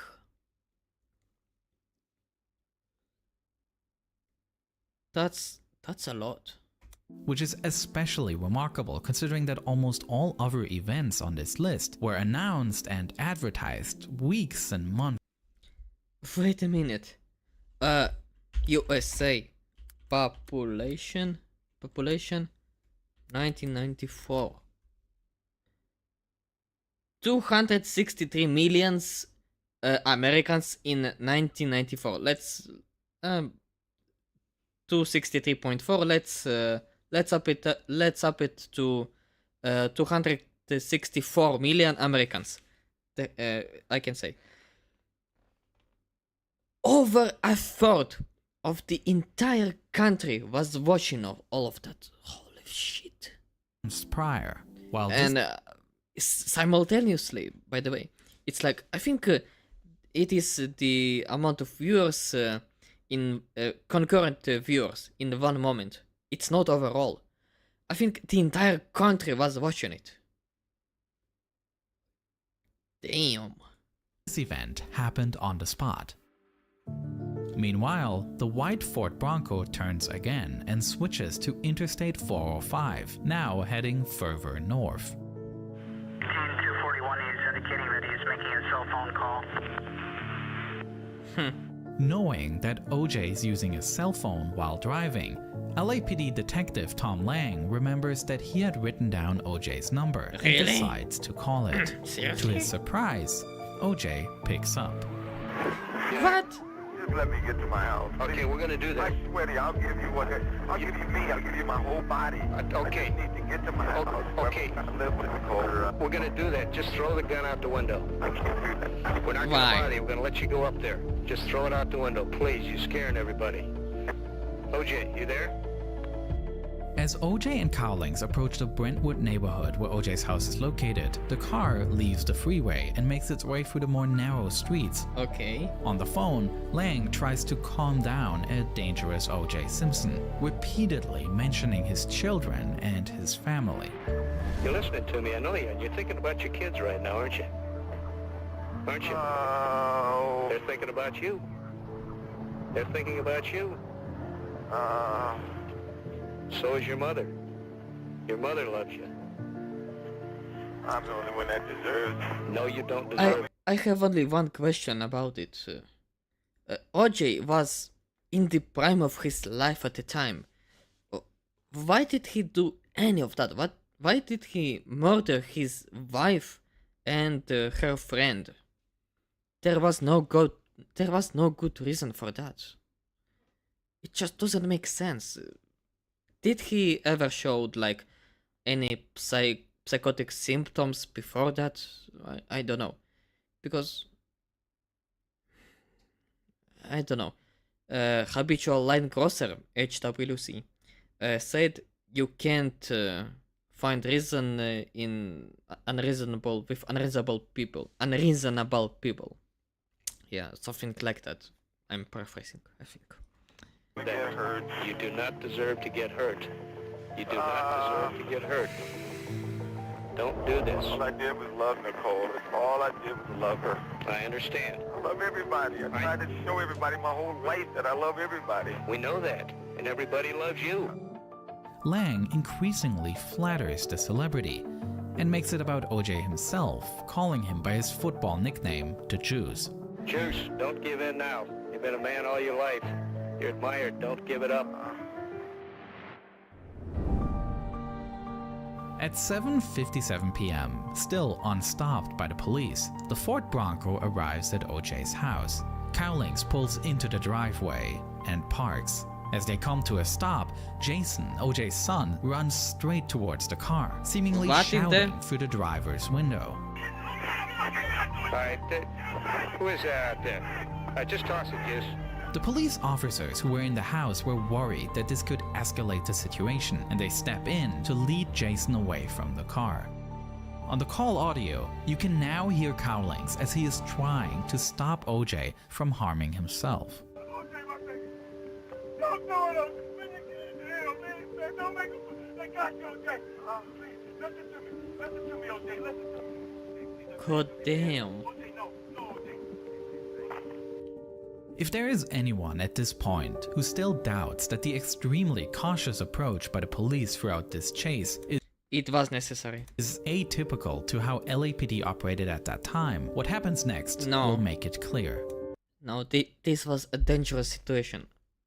Like, obviously, OJ at this point was a danger to himself. And the LAPD getting more aggressive. If they were closer, OJ would definitely release the bullet. Over a period of 15 minutes, negotiations between the car and police take place. Occasionally, Cowlings even steps out of the car, shouting at officers who seem to approach them. Ultimately, they come to an agreement. OJ will surrender himself, but on his own terms. And those are? He leaves the car and is allowed to go into the house, where his lawyers also arrive. Okay. Here, OJ is allowed to drink a glass of orange juice and have a phone call with his mother. Only then he's being handcuffed and placed into a police car, heading to the LAPD Parker Center to be placed in custody. The chase has come to an end. Besides Damn. working on this story, I recently spent a lot of my time crafting a video about a completely different escape attempt. Not a chase where Okay, someone is that, tries to escape the law, but instead... Okay, the rest is an advertisement, I think, to Nebula, right? Yeah, to Nebula. So we will finish it here. God fucking damn it.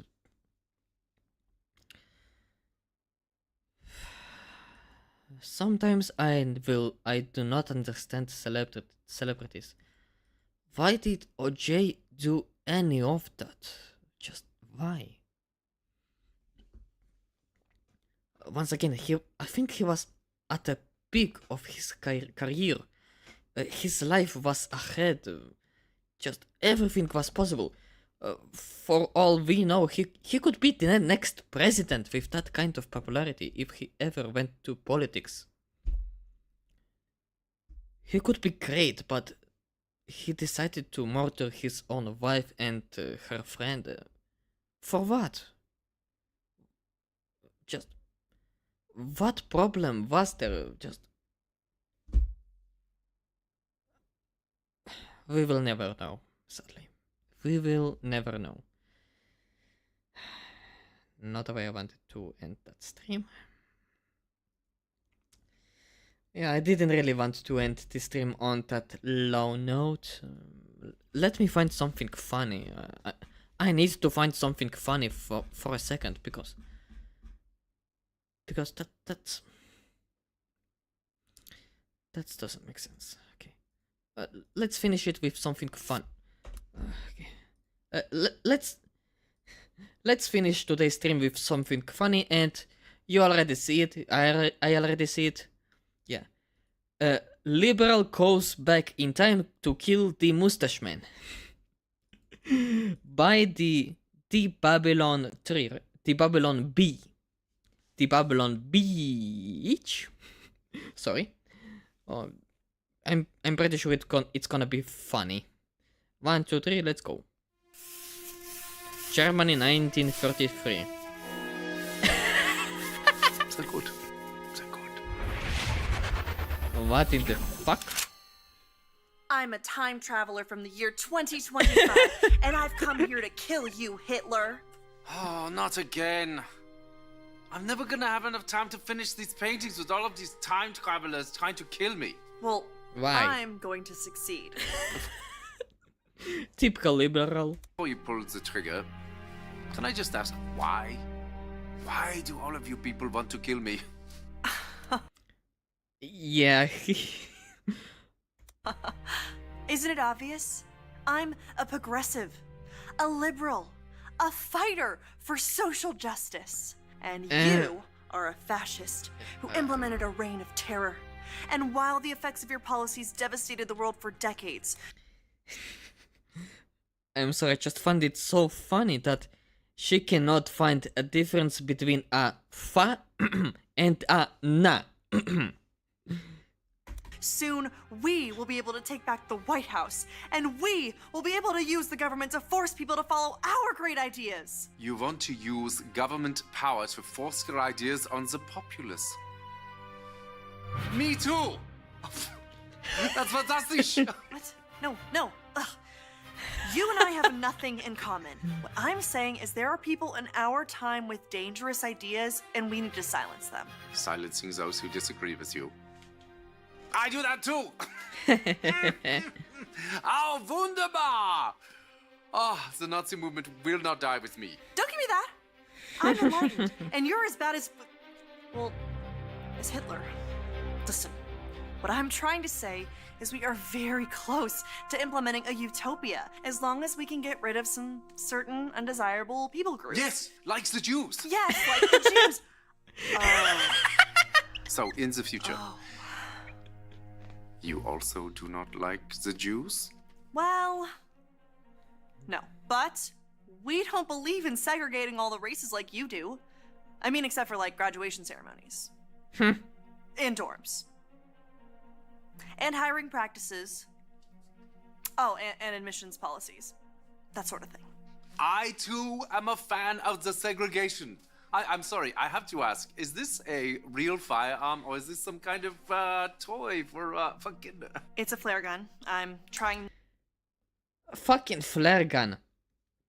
A flare gun would not kill a person. I'm sorry. Not to support America's toxic gun culture. I'm a firm believer in gun control.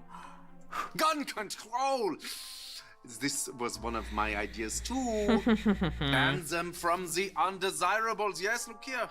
Oh, and your shirt. This is an organization founded by Margaret Sanger. Yes? Wait, you know about Margaret Sanger? Jawohl, of course. Oh, she's such a lovely person. No. She's a fighter for reproductive rights, for women's empowerment, and the eradication of undesirable populations by means of eugenics. Brilliant lady, very inspiring. I must use some of her ideas in our socialized healthcare system. Socialized healthcare? That's not your thing. That's our thing. No, it's very much my thing. Did you know that Nazi means National Socialist German Workers' Party? Nazi is just more catchy. No, Nazi, not like catchy, more catchy. From what I understand, Nazi, it was just a kind of, how do you call that? It's what the Allied forces were using to call the National Socialists, the Hitler's movement entire. Like, Nazi was just a short word. That's it. National Socialist Nazi. That's it. Nazi. Just rolls off the tongue. No. This can't be true. This has to be some sort of mistake. We are nothing alike. You're Adolf Hitler, evil right-wing fascist dictator, and I'm a feminist restorative justice advocate. And a vegetarian. You're a vegetarian? Hitler was too. Me too! Okay, I am so confused right now. I came here with a clear goal in mind to kill the most evil man who I've ever lived. Besides Ronald Reagan. But now that I'm meeting you in person, you're not at all what I thought you were. And your painting is actually really good. What do you call it? I call it Ein Reich ohne Juden.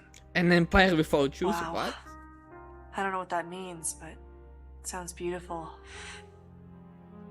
It does, doesn't it?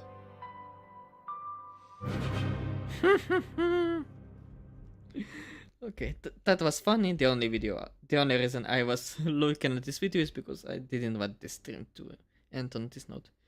But anyway, that was the funniest shit ever.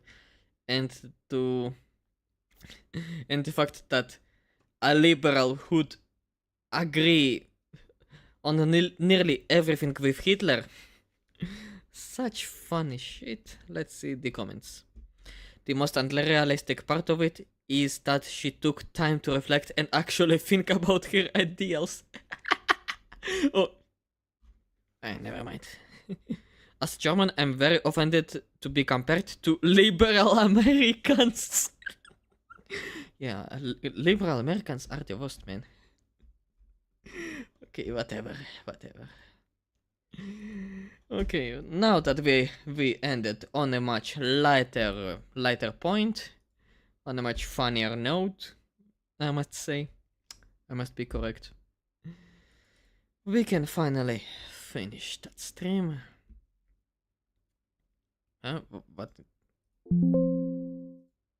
What the fuck? Give me a second.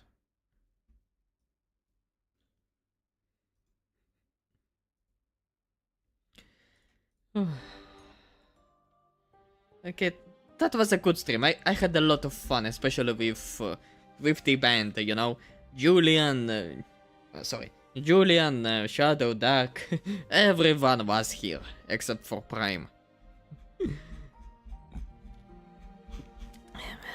That was a good time.